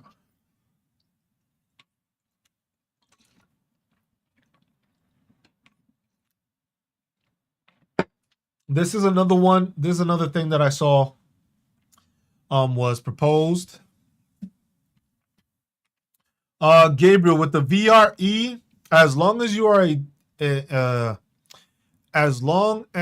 are a veteran that has 10% disability, you can go and fill out and try to qualify for the VRE program. The VRE program has 5 different, they call them tracks. So 5 different things you could go through. One of them is like the long-term, like preparation one, which is the one where they send you to school, pay for you for school. You basically get a stipend the same way, kind of like the GI Bill. It's basically like a secondary GI Bill. But you have to do it in order for it to be available. It is for and through, it has to be for employment purposes. So you have to be doing this to be employed in whatever it is you want to be employed in. So most of the one I usually use is like, hey, you want to get into cybersecurity to get that job. Well, then they're going to put you through the schooling to get you that cybersecurity degree to then try to get you into a job in that career field. But you have to make sure that you are voicing it in a way for career field. It is not something like it's just a throw out there like, oh, I just want to do this. You have to have a reason. You have to have a job for all that. What is the site for all the disabilities? The site is the Code of Federal Regulations. So if you go on computer, phone, ecfr.gov. Echo Charlie Foxtrot Romeo golf. Damn, I'm forgetting the fucking golf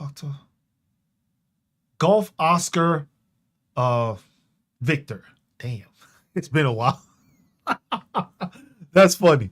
But yeah, ecfr.gov.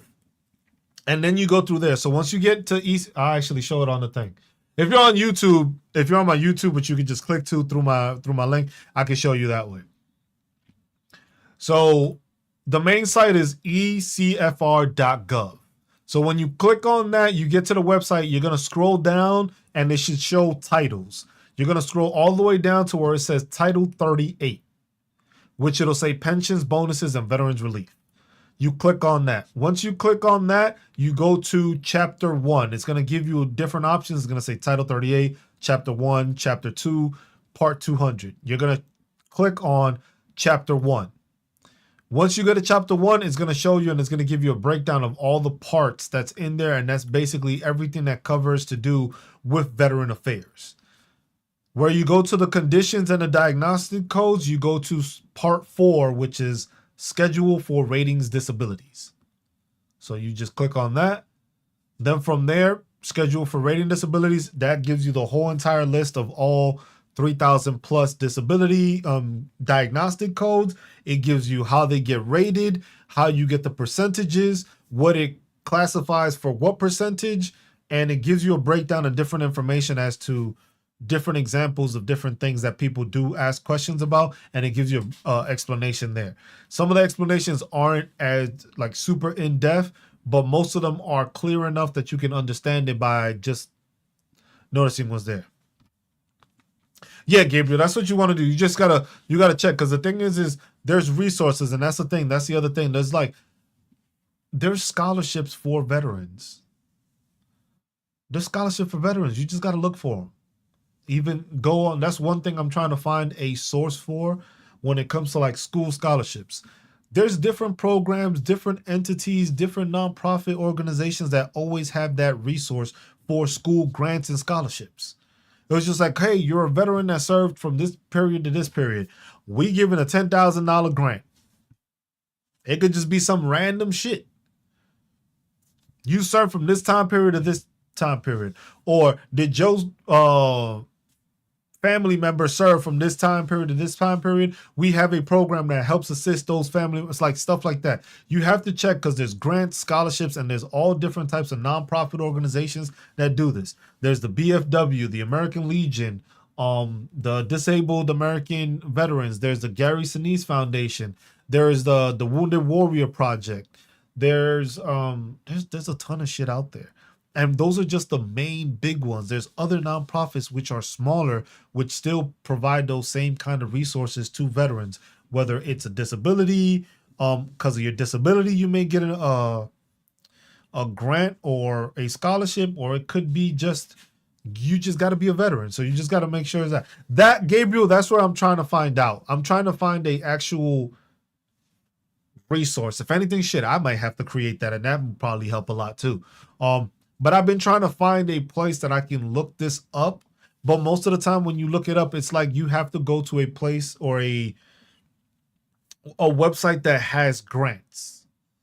So if you find a website that provides grants or gives out grants and stuff like that, that's where you got to go. Even through the Small Business Association, that department, they have Small Business Association grants sometimes that go to veterans, strictly for veterans that want to develop a job or develop any kind of business.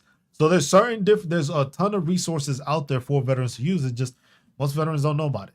That's something I need to writing that down.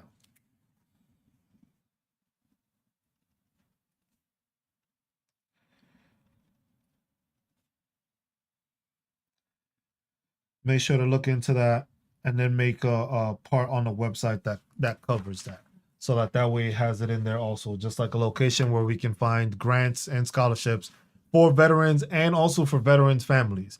Because like I said, the biggest resource you have, excuse me, the biggest resource most veterans have is a VSO within their state, because each state has different things. That's also working on the website, but to do fucking 50 states and do every single thing for 50 states, that's very time consuming, y'all. I don't got the time for that right now. I'll have time later down the road and I'll build it up slowly, but it's for each state. You have like fishing licenses, driver license plates, hunting licenses. You have tax exemptions, property tax exemptions. You have different resources, whereas like the Hazelwood Act, where if you left out of Texas, you can go to college for free. California has a program like that also.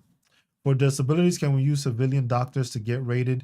Yes, the one. So what you're gonna do is that's where you would go. Like if you go to the website that I have, you can go to Nexus letters. Most of the time, you're gonna have a Nexus letter if you don't have the information already in your medical records. So let's say you are trying to file for any disability claim and you are using an outside doctor, a civilian doctor, and you don't have it in your service record, you are going to need a Nexus letter to basically have that private doctor connect what you've been diagnosed with through them to when it happened in your time in service. So you want to make sure that connection is there, so that way the VA understands. It's like, oh, you were diagnosed with sleep apnea. Sleep apnea was caused by the military, by your time in service. You had a sleep study done, or you have proof of not breathing correctly, or stopping your sleep, or snoring too much, and your bunk buddy or your bunk mate always like had to wake you up because you sounded like you were choking in your sleep. Stuff like that. You need a statement writing that. but you have to have a diagnosis for anything you are trying to file a disability claim, and you have to make sure that you can connect it to your time in service. Because you can be diagnosed with everything, but if you can't connect it to being time in service, the VA is not going to compensate you for that. The VA wants to make sure that if they are compensating you, it is because you got injured because of what they did, not an injury that you just got diagnosed with. So always keep that in mind when it comes to using that, because you can also use that. I went to another for business and got no help from any active duty personnel. You can't. I would not say to ask the active duty, because most active duty don't know what the fuck the veteran shit has. That's straight up. Active duty personnel do not know what the hell is going on with the veteran stuff. Most of the time, active duty don't even know what the fuck is going on with active duty. Sucks to say it. That's how it was for me. I didn't know half of the shit till I was getting out. I didn't know about a bunch of resources that were available to me when I was on active duty. I didn't know until I was fucking getting out of the military. And then there was just like, oh, you didn't know we had this program? No, when the fuck did that start? It was just like, oh, it's been around for like 10 years. Bro, I've been in for 10 years and I didn't hear about this shit. It was just like for a whole 10 years, this was non-existent. So that's why I was just like, you can't really always ask active duty this stuff, because most of the time they're not going to know, because they're not pertaining it or figuring that out. My ex-wife, while in the military, told me I never snored. You got to get checked for that. I was just like, it's hard for somebody that's sleeping next to you when they always falling asleep.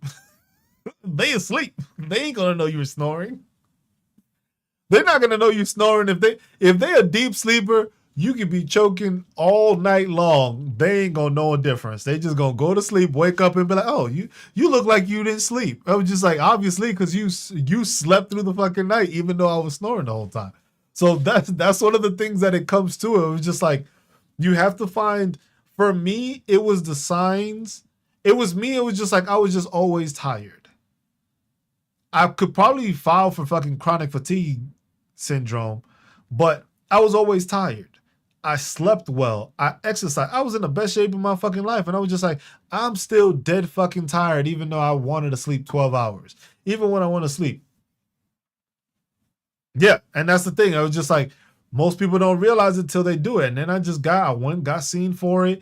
They thought it was like insomnia that I had because I couldn't fall asleep. I kept waking up and stuff. But I was just like, nah, I go back to sleep. I just keep on fucking waking up randomly.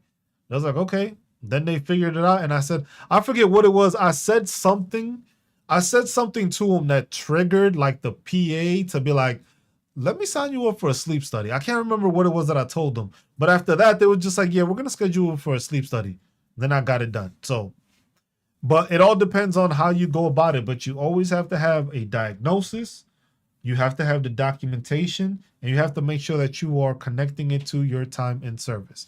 If you can't do that, that's where a lot of veterans fall into the problem, where they get the issues and they don't get the rating that they thought they should have got, or their stuff gets denied. That's the reason that happens, is because you don't have the diagnosis. You have the documentation showing it, but you don't have that connecting factor to your time in service. That is the biggest issue. You have to make sure. The sleep doctor told me I just have fat sinuses. Hey, whatever it was, you're not breathing the same. You need a mask to fucking sleep. So that's the thing. So it's just like, that's the biggest issue with it all. And it's just like, another part of it is just basically like educating yourself on that, using the Code of Federal Regulations. The Code of Federal Regulations has all that information there. It's made for that reason. It was put into place for that reason, for you to use it, obtain the information, and see what it is, what your rating is. You're not going to get 100% for everything, and that's what I got to tell people. You're not going to get 100% for everything. It's not possible. Every issue you have is not going to be rated at 100%. Some things will be rated higher than others, but everything is not worth 100%.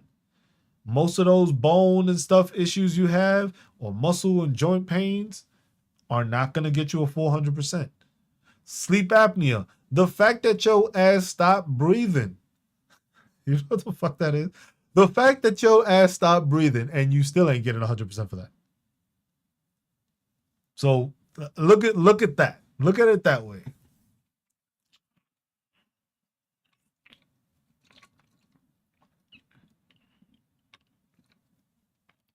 Yeah, like being around JRTC and that fucking swamp and all that shit the whole fucking time. Fuck folk poke, man. Fuck that. Understand that place.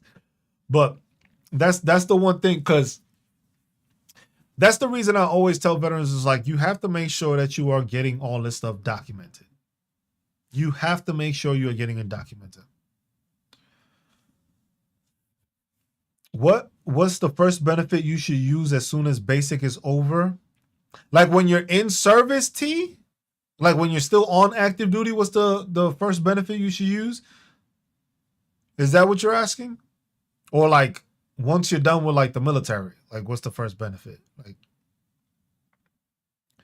because if you just joined active duty, look into the tuition assistance or looking into the credentialing assistance. That I think would be the biggest resource. Get your schooling done. Use the military with their tuition assistance to start working on your degree. Doesn't mean take 4 classes and load up on it, because the thing is it depends on your work schedule, it depends on your job, depends on your field training, how many exercises you're doing. Are you planning to do a rotation overseas? Or are you planning to deploy? All that stuff factors in. So, but if you, let's say, are doing a 4-year contract, right? Use that tuition assistance when you know you have the time. If it's just one class, you can maximize taking one class each semester. If you're doing it for 4 years, that's at least 8 different semesters. So I have 60 college credits as of right now. Does that help a lot with me joining? With you joining, because you have 60 college credits, I know with the Army, I think they do it. You would have to probably ask a recruiter to make sure, because I know a lot of the shit has changed. It's been going on 13 years since I was out of basic or about to join. Because I know what they have it is if you have like college credits, sometimes that gets you a higher rank.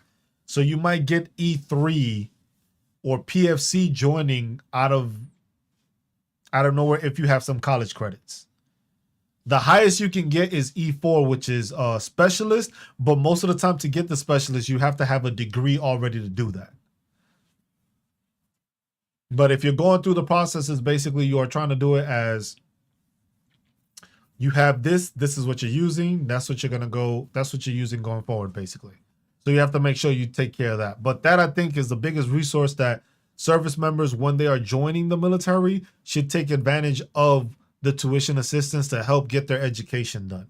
Because the thing is you're going to have your GI Bill on the back end. But if, let's say you have, like you said, you got 60 credits, you join because it's 120 for a bachelor's. If you join the military and then in your time in, you get, let's say, another 30 of those done, which isn't that crazy. Because you got to look at it like this. Like if you join for 4 years and you take one class each semester, that's what, 24 credits, I would say?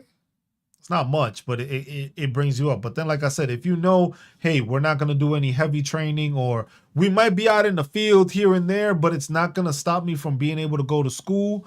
And a lot of the times when you go to those schools and those education buildings within the installation, they understand you're in the military. So most of the time, those classes that they do provide are made with more ease, I would say. Not saying that they're just going to give you a fucking passing grade, but more that they understand that there's going to be times that you may be out in the field, you may be doing training, you may be deployed. So those things are instances that you want to pay attention to while you're in service. But I think for me, that was one of the biggest things, and the credentialing assistance.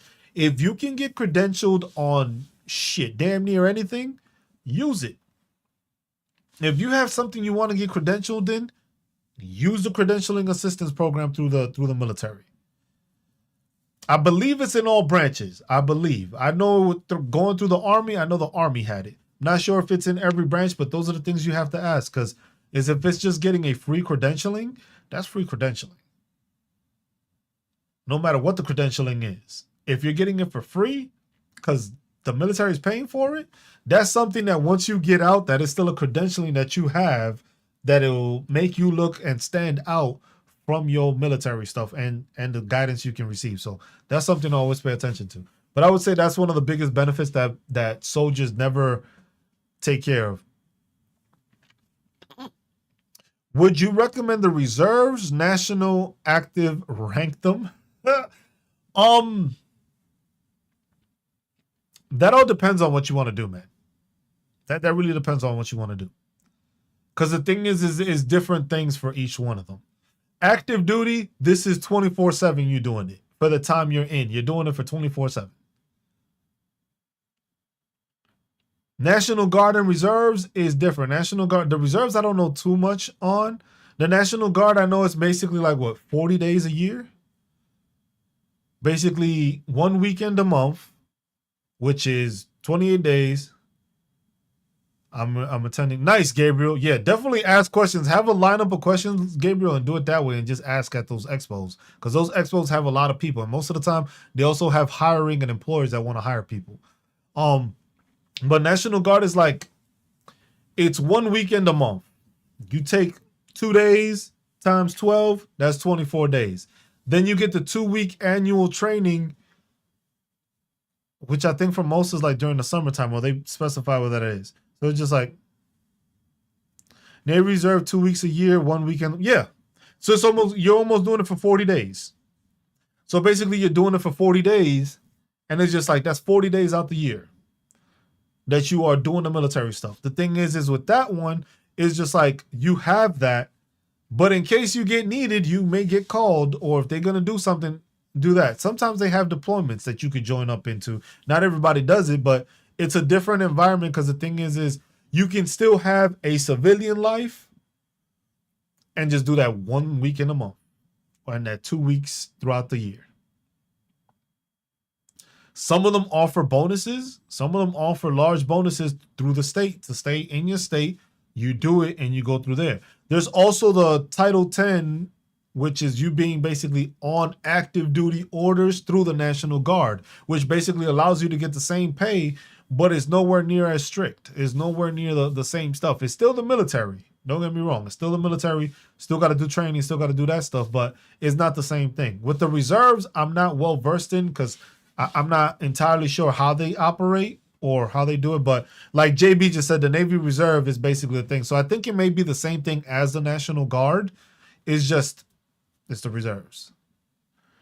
But I did active duty. So I did active duty for my 10 years. Those great times, those shit times, those bad times, there's things I wish I could get a chance to do again. And it's all a different experience for everybody. I'm thankful for serving this country. It was an honor to be serving in the military, and it was an honor to be part of the fucking Army. That's for me. That was a great fucking experience overall. Like I said, there was some shit ass time and there was some bad ass times. There's things you don't want to relive, and then there's things you wish you had a second chance at them while being in the service. And that goes for everybody. Everybody can probably tell you the same thing. What you're going to do is you're going to meet some amazing people that you are going to know for the rest of your life. That you'll probably have them on Facebook. You'll know them. You might not see them again in person. But y'all interact and y'all remember that one instance. Man, you remember that time? And you'll have those reminiscent points and stuff like that. That's the stuff about it. That's something that you don't get anywhere else. That camaraderie and that family that you build within the military is not something that you find in the regular day world. So that's something that it's different. But it all depends on what you want to do. If you want to do this full time, go active duty. If you just want to make sure to do it, still get the benefits and do it, you could do it the other way also. But it all depends on how you want to go about it. That's the only thing. It really depends on how you want to go through the situation and what you want to do with the situation. That's what it turns into. If you want to do this, that you're doing it 24/7, active duty. If you want to do it 1 weekend a month, 2 weeks a thing, you do. See, I could write a book. JB, I think a lot more people should do that. A lot of people should write their stories and tell the thing. It's just like you end up, the funny thing is that you don't remember half of the shit you even fucking do. Half of the shit you did, you won't remember till you have that story and you writing it down, and then something else pops into your head like, oh shit, I do remember that now. I was like, I didn't think about that, but it just popped into my head. That's the thing. That's what I said. I enjoyed my time in the Army. I loved my time in the Army, and I also fucking hated it at the same time. And I think everybody can fucking agree with that. Look at that. 20 different countries. I got to live in places I never thought in my lifetime I would get to live. I got to live in Hawaii. I got to live in Europe. I got to travel Europe. I got to see a lot of countries in Europe. And this is something that I never thought I would be able to accomplish. Something that I never thought growing up, kid in New York City, fucking just trying to make ends meet, talking about, oh, I was in Poland. I got to party in Poland. I got to party in Italy. I got to party in the Netherlands. Like all the making those statements is just something that some people just dream about. And it's just like, some people is just like, you know what? I got to do one of those. I might have gone to Europe for one thing, but I didn't get to go all over the place. It was just like, I was able to have that opportunity because of me serving the military. Now, is that the same experience for everybody? No. For some people, you do get that experience where you do get to those locations. And some people just end up staying in the States. Some people just end up bouncing from fucking Bragg to fucking Benning to fucking Polk, Irving, fucking, that's it. And some people get to go to different places. Some people get these exotic ass places. Some people get to get stationed. Look, JB will tell you. Singapore, Africa, Egypt, Hong Kong, Thailand, the Philippines. They was just like, but that's mostly the Navy. The Navy will give you more opportunities because if you get on a ship, you're going to travel with that ship and that ship has to refuel and you'll go to different ports all over the fucking world. All over the fucking world. With the Army, not as much. The Navy, you get on a ship and you end up on a ship, you're going to travel so many fucking places because they're going to go to different ports, stuff like that. Air Force too. The Air Force, the way you got to look at it like this is that we are all over the world. The military is all over. The U.S. military is all over the world. The thing is that it's small amounts of people in those locations. So sometimes the stars have to fucking align for you to get into those positions. Some are always available. Some are not. Because shit, you can go join the Army. You can go to Korea. You could even be in Japan. You could do that with the Navy. You could do that with the Marines. But it's not always like that. And that's the thing. Sometimes it's based off of you deciding when you are in and you decide, you know what, I want to re-enlist to do this. And when you re-enlist to do this, then it's just like, what are my options? And sometimes there's going to be certain times when you try to re-enlist and they give you the worst fucking possible options. Why?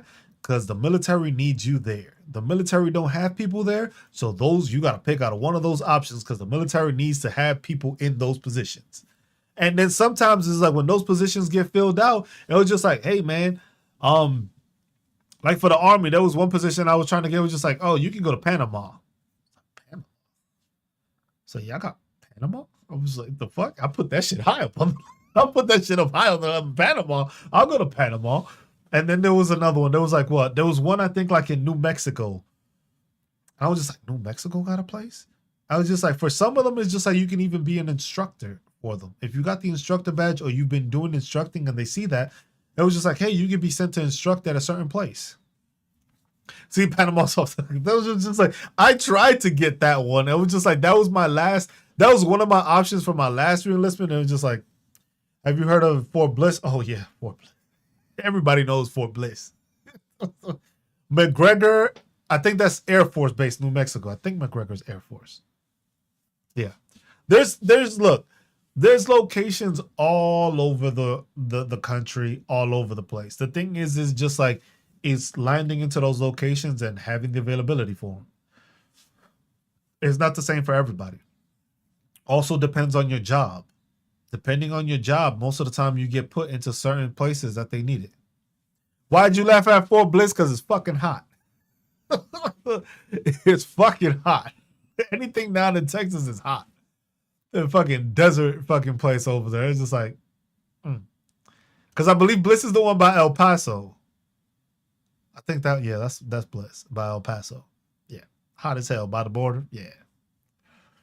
Each place, that's the thing. Each location has their good and their bad. Each location has terrible units and great units. It was just like some of them have very good resources around it, or some give you the availability to go to places around where you at that are beneficial.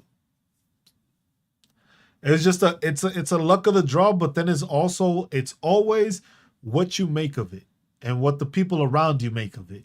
Because if you're a person that is just like outgoing and stuff like that, and you outgoing while you still join the military, even though, like I said, good or bad, you go hang out, go on trips on your own, or do stuff like that, it won't be that bad. He said nothing blissful about Bliss. Slicer over here. They're just like, but that's how it is, and that's what people don't understand. So it's just like, but it's also what you make out of it. Because the thing is look, you can be stationed in Hawaii, which I got stationed, and you don't like to be outdoors. You don't like to be on the beach. You don't like to actually take some sun or something like that. You like being an indoors person. You're not gonna enjoy Hawaii. Same thing like if you're in Germany. If you're a person that doesn't like to go out, doesn't like to do that stuff, it's just like you're not gonna enjoy Europe if you're a person that just wants to stay indoors, play video games, or not do shit. It's just like it all depends on what you make out of it. It was just like sometimes it might be tough. Like if you're first getting in, you might not have a car, so you may not be able to go all over the places, but you're gonna have somebody that has a car. And they're gonna be like, "Oh, bro, we going over here." And then you just jump and you make the most out of it. But it's all basically making the most out of it. The same way you are making the most out of it while you are serving, you got to make sure you are making the most out of it, preparing yourself to get out of the service. Because whether you do 4 years or 20 something years, it's what you make of it and what the resources are within it that you take advantage of. Because if you don't take care of the advantage or take advantage of those resources that are available to you, then it's going to be the same thing when you're a veteran. If you don't know about the resources, then you ain't going to know about it. See, look, Slicer says Fort Stewart was nice because he had Savannah, Georgia. I was in Germany. I had Europe. I got to travel all over Germany. I got to go to Frankfurt, Dortmund, Hamburg, Munich, Nuremberg. What's the other one? Fucking Kaiserslautern. Then I got to go to fucking the Netherlands. Went to a festival over there in the Netherlands. Went to Italy. Got to go to the fucking Colosseum, which was one of my fucking bucket list items. Got to see Rome. Got to see Venice. Went to Poland. Went to the Auschwitz, Grafenwehr. Yeah, that's where I was stationed at, Slicer. That's where I was stationed at. I got to go to the Czech Republic, got to go to Prague, got to go to Krakow, got to go to Wrocław, Pilsner in Czech, got to go to Switzerland. What else? Oktoberfest shit. I love that fucking thing. That shit was so much fun, man. I was just like, but you get to experience that stuff. It was just like, if I would have decided, you know what, I want to stay indoors and I'm gonna just play fucking video games all day, I would have never been able to experience all that. I would have never seen all those places in the world. I would have never had the ability to tell somebody. It was just like, look, this is the experience. Here you go. Do you believe the contract goes by fast? For example, the 4 years. Contracts go pretty quick. It depends. If you're having a great fucking time, it goes too fast. You having a shit time, the shit don't move. Unfortunately, somehow. That's how it works. But the thing is, it's just like, it's a day-by-day process. And it's just you taking advantage of day by day. Live life how you want to. Enjoy life. Enjoy life and enjoy those things that are able and you're able to do. We need an actual Oktoberfest here, Slicer. That's what we need. An actual Oktoberfest, not these bullshit ones that they try to do. But that's what it is. It's just dependent on it because contracts go. Like people don't realize it. People just be like, you got people that you can ask somebody that's been in the military for like 10, 15 years, be like, bro, I don't even know what the fuck to because you do so much that you forget so much also. But you go through it and you don't even realize that you went through the whole process. So 4-year contract isn't bad. 4-year contract can be great. It can set you up for success because, like I said, if you join for 4 years, you basically got the 8-year obligation. So you in the service for 8. Your active duty time cuts into that. But once you hit the 8, you have an 8-year obligation when you sign up. The rest is inactive. Yes, I have seen that, Slicer. I went to a lot of fairs while out there. Everything over there was just fun. Germany was a good time. Germany was a good time. I need to fucking plan a trip back because that Germany was a great fucking time. That was a great time while being over there. But that's what it is. It was just like contracts can go fast. It's just literally you join the military, you go, you join amazing people, you get to do things, you experience things you never thought you would have done. You surprise yourself with the things you actually accomplish. It was just like nobody ever thinks they're gonna rappel down a fucking tower. Nobody ever thinks they're gonna jump out of a plane. A working plane. Now, not a fucked up one, a working plane. Nobody ever thinks they're gonna be on a ship across in the middle of the fucking ocean. Yeah, KTA, you get to know yourself more than ever. You get to know who you are, you get to experience yourself, and you let to allow yourself experience things that you probably never thought you would. I was just like, you go to certain places, you travel some places across the world, and they got a certain type of food, and you be like, you know what? I never thought I'd eat this shit, but fuck it, let me try it. Damn, this shit good. you surprise yourself. Like, what the fuck just happened? Like, did I just fucking try this? And it's just like stuff like that. And it's just like you get to experience so many things, see so many things across the world. You get to see history. You get to see different cultures. You get to try different cultures' foods. You get to see different people. You get to meet different people, different cultures. And that's something that those experiences are something that you just don't. It's difficult because you just don't think you would ever experience that. But it's just like you get to experience it because you decided to take that leap and you decided to join the military. Like I said, it depends on what you know. Yeah, you're right, Slicer. Some people you're glad you'll never see again. And some people you wish you could get another chance. So it's just like I said, it's the good and the bad. It's the good and the bad with the military. But for me, I loved serving in the military. You can see my uniform back here. I love my time in there. I made some great people. I have family beyond extended family that I have now. That it's literally just all I gotta do is a phone call like, hey, I'm gonna be around your area. And they just be like, hey man, if you need a place to crash, house is open. Just let us know. Stuff like that. You have extended family. So it's just like if I wanted to travel cross country, I know I could because I could just be like, hey man, I'm making this cross country trip, but I don't know where to stop at. What's a good place? It was like, man, just stay at my house. You can stay here, meet the kids, haven't seen you in a while, stuff like that. And you could just do that like that. Were you a warrant officer? No, I was not a warrant officer. I ain't no warrant over there. That's a staff sergeant. I made it to staff sergeant in 10 years. I was gonna get my sergeant first class in my 10th year, but decided I was not gonna stay in. I was an NCO for 7 out of the 10 years that I was in the military. I came in as a PFC, promoted to sergeant in 6 months. I got in as a PFC. At 6 months, I got my specialist. Another 6 months after that, or the time period I had to wait to get to specialist. No, it was 18. Was it 18 months, I think? 18 months to get to specialist. And then another 6 months just to go to the promotion board for sergeant. Got my sergeant at 3 years. Got my sergeant at 3 years. Got my staff sergeant in 5.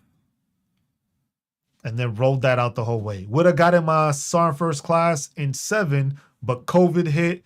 They stopped the schooling. Then they changed the whole fucking promotion list order and all that shit. And I was just like, fuck it.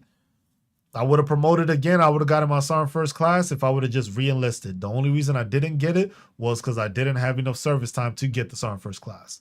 So in order to get it, once you start getting into those higher ranks, you have to at least give those 3 years that you're going to say, yes, I'm going to stay in the military for 3 years, because they don't want to give you that position knowing that you're about to get out when they could have gave it to somebody else that they know is going to stay in. So I got my 7 years of being a fucking NCO in the fucking United States Army. 5 of those as a fucking staff sergeant, the other 2 as a sergeant. And I did my 10 years. After that, I was just like, this isn't for me. My body is not fucking cooperating. I was just like, I'm the type that needs to be in front and lead soldiers, and I can't fucking run no more. I was just like, I'm not going to be one of those. I'm not going to turn into the ones that I didn't fucking appreciate when I was in the fucking service. I was not going to do that. So I got out. Here I am now as a veteran, just trying to help veterans. What was your branch? No, I was chemical. I was a chem dog. Good old chem dog. So literally, I got attached to everybody. I was with the infantry. I was with the cav. Certain rotations, they throw you in there. They throw you wherever you needed because you were chemical. So they needed somebody that knew the chemical shit. They needed somebody to be able to teach them how to fucking survive in case shit popped off. I was that guy. So yeah, I appreciate that, JB. I was that's what it is. It's just like I was just a chem dog, did that. But thing is like I said, that's the one thing. Yeah. And it's also, that's one thing when it comes to picking jobs in the military. Depending on what job you pick, you can be put anywhere. So it doesn't really matter what your job is specifically. If you were chemical, every unit needed somebody chemical. So you can go into any fucking unit. You can be put into an armor unit. You can be put into a tanker unit. You can be put into an infantry unit. You can be put into a signal unit. You can be put into everything because they always needed a chem dude. Same thing with supply. Where's my NBC NCO? Always looking for him. But what was he doing? I moved up in the ranks because of the fact that I joined a bit older, but then at the same time, I took on responsibilities because nobody ever did chemical shit. So I learned everybody else's job.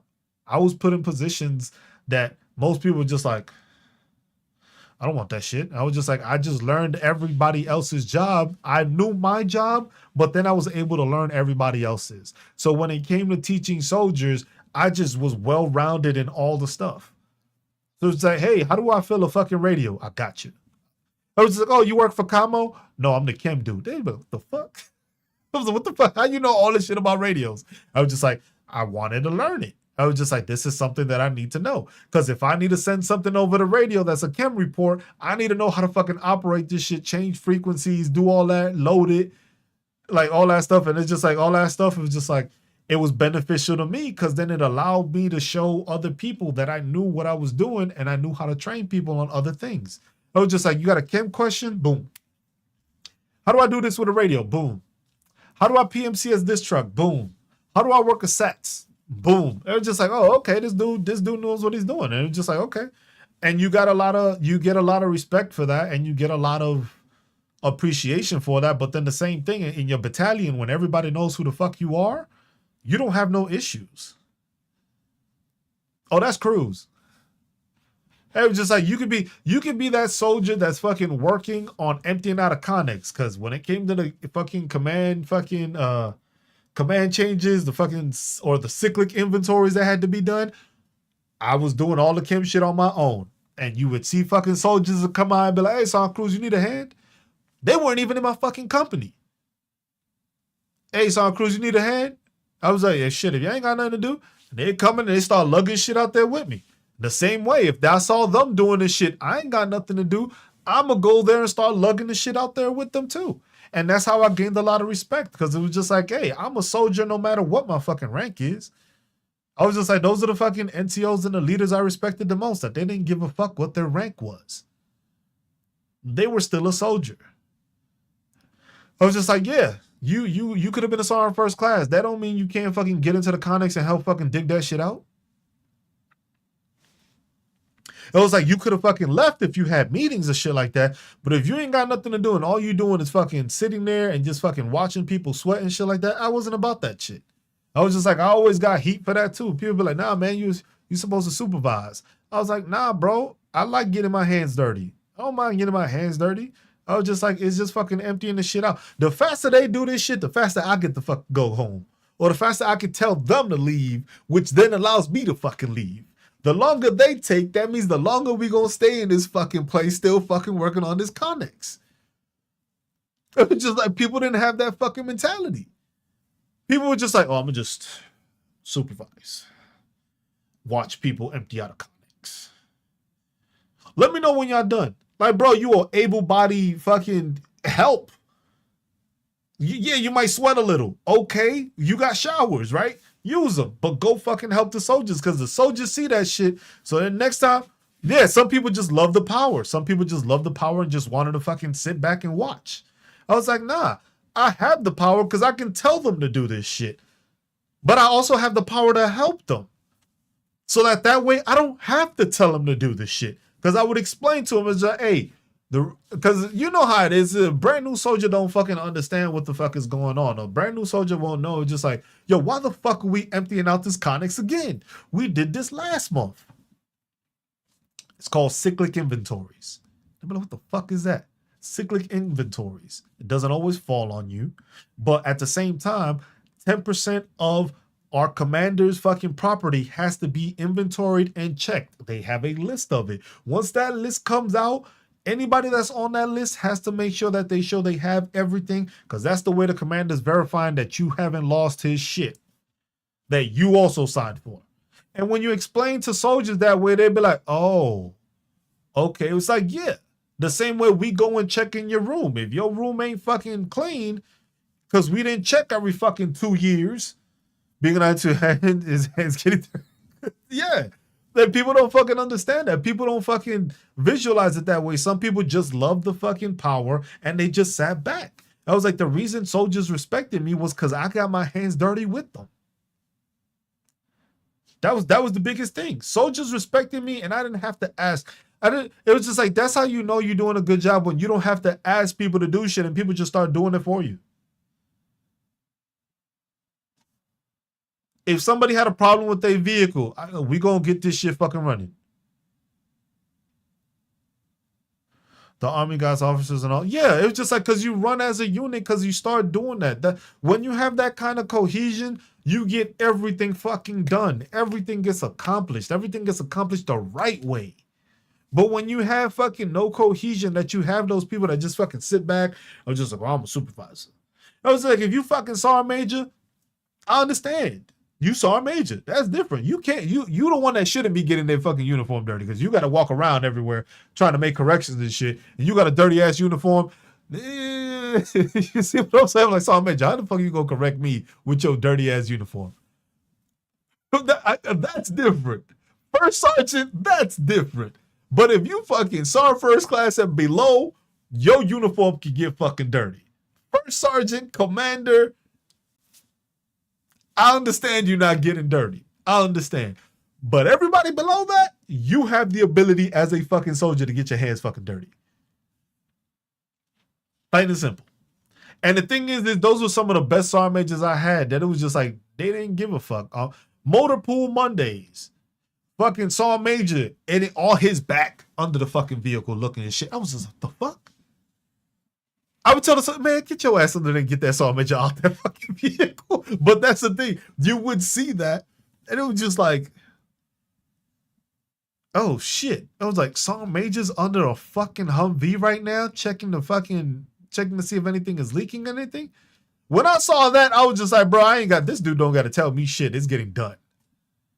Because this man is under the fucking vehicle, where your platoon sergeant is just fucking standing on the fucking side. But you got the sergeant major under the vehicle. If your sergeant major under a fucking vehicle and you haven't fucking gotten your shit dirty, that's a sign. That's a clear-cut sign of two different instances. When I had one time, it was like we were loading up a trailer and we had an issue where the lights weren't working and shit like that. My sergeant major came and fucking worked with me till the fucking lights started working. She jumped into the thing, started fucking switching on and off, switching the lights on. Hey, blinker here. I was just like, nope, not reading it. Brakes, tried it. She came, moved the stuff, and because she was a trucker, she was a 88 Mike, so she knew how to work around vehicles, but she was out there trying to help, making sure the shit got done. So it's just like when you see that, it's just like, okay, I know I can trust this sergeant major because this sergeant major is gonna get dirty if it means, hey, this is how the mission gets done. This is how the mission gets done. I got more uniforms. You know they always got a spare one in the office. Yeah, yes. She was happy. She was happy to do the job, and that's the thing. I was just like, and I tell soldiers like, look, when you see sergeant majors doing like that, those are the sergeant majors that will take care of you, that will look after you, because they want to make sure the shit gets done right the right way. They don't want to just watch you do it. If they can help you doing it, they will do it, and that's how I learned from those sergeant majors. It's just like when sergeant majors are working their ass off, just like they were a fucking private. It was just like that shows and that passes down because it's like, yo, if the fucking highest ranking person in this fucking battalion or second highest ranking is fucking getting down and dirty,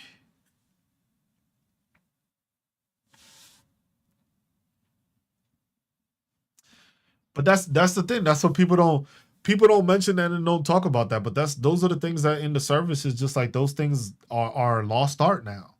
It's just like everybody's just doing this shit, just bossing everybody around, don't get their hand dirty. It was just like, bro, if you a fucking sergeant, just an E5 sergeant, your ass can get dirty too. Your ass doesn't mean you stop fucking PMCS in the vehicles because you got soldiers. You telling somebody that don't know what the fuck they doing and you expect them to get it right all the time? Like, no. Nah, this is just a short collection I got, bro. I don't got that many. But that's the only collection I got. That's all I got for Funkos. Those are the ones that are special to me. That's it. But that's the thing that people don't understand. And it's the same thing with this whole VA stuff. You have to pay attention to what you're doing. You have to exercise the knowledge that you have. You have to use the resources of other veterans. Because it's like, that's what I do. I'm making sure to assist other veterans, take care of them, give them the knowledge I have so that way, hopefully, those veterans that learn something can pass that information down to the next veteran. And then we just continue that cycle where we keep on educating people and keep on lifting stuff up. If we're not doing that, we're not helping anybody. If we're not helping our active duty service members while they're on active duty, we just setting them up for failure as veterans. And then if we veterans and we ain't helping other veterans and we just downplaying veterans or talking shit about other veterans all the time and not bringing up solutions, that's the thing. Do I talk shit about veterans? I do that shit all the time. But I'm here fucking doing workshops. I'm here creating fucking websites. I'm doing all this shit for free. So I have the ability to complain. I have the ability to talk shit on people that don't do what they need to. Because I'm doing this shit as a free service to veterans because I'm a veteran. I'm talking shit about veterans, yes, because some veterans are pieces of shit. Some of y'all transition straight out the fucking military and with the same pieces of shit within the military. That didn't change. But that's what people don't understand. And that's the thing that people need to talk about and make sure to realize that these are the instances of things that happen with us as veterans. We're not educating each other. We're not taking care of each other. We're not looking for the multiple resources and the multiple availability that's there. Like the same thing in service. If you were that type of person that just wanted to stay indoors, didn't like to fucking go outside, you're going to say that the military was shit. The same way, if you got the VA, you don't use the VA, you never found all the resources that it has. What do? You're going to say that the VA is shit. The same fucking thing. It doesn't fucking change. It's just a different environment, different parameters, but you're still doing the same shit. And that's what it is. But I ain't got nothing else, man. I ain't got nothing else. If y'all got questions, shoot them out. I'm about to call it. I still got fucking homework to do. Still got homework to do, but as always, these workshops are here every Sunday. One last question. What's the best way to get funding to finish my PhD? GI Bill exhausted. JB, try the VRE program. Try the VRE program. Because the thing is what you're going to say is basically you will find a position that the PhD is required. So whatever the PhD it is, try to find an employment that goes with that PhD. So whatever the PhD is that you're trying to acquire, because I'm looking into it. I don't want to do more schoolwork, bro. I'm tired. This master's degree, I think I'm done here. my professors have told me, like, bro, just get your PhD. I was like, for what?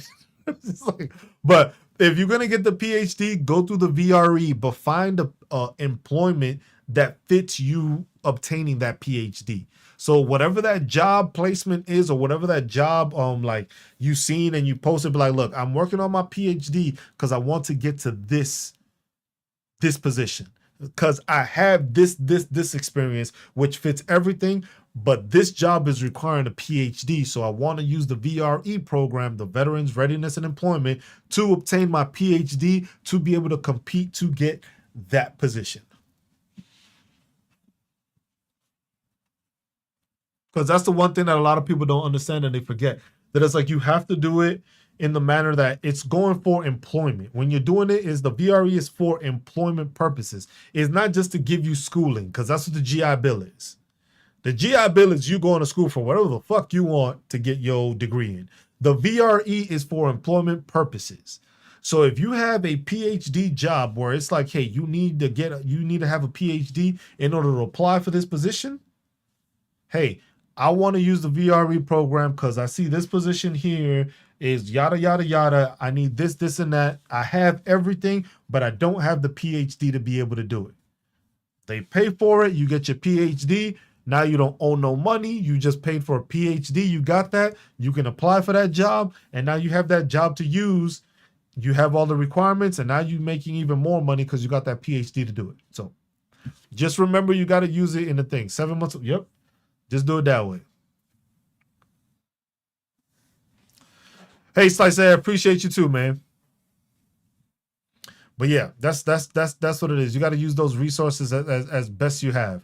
I'm a month away from my master's degree, so I got a month left. Then from there, y'all gonna get tired of me because I'll be doing these workshops more often. But till then is only Sundays. Every Sunday, 12 noon. I do it on YouTube. I do it on here. If you haven't followed or subscribed on YouTube, please go into the link in my bio.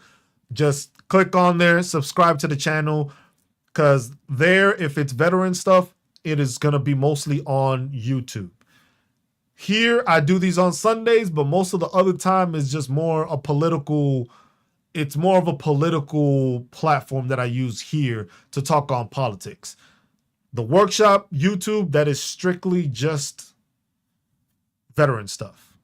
Even though sometimes I touch on politics like I did earlier today, which I don't like to do, but sometimes you have ignorance in the chat and you just got to deal with it. But otherwise, everything else is on YouTube.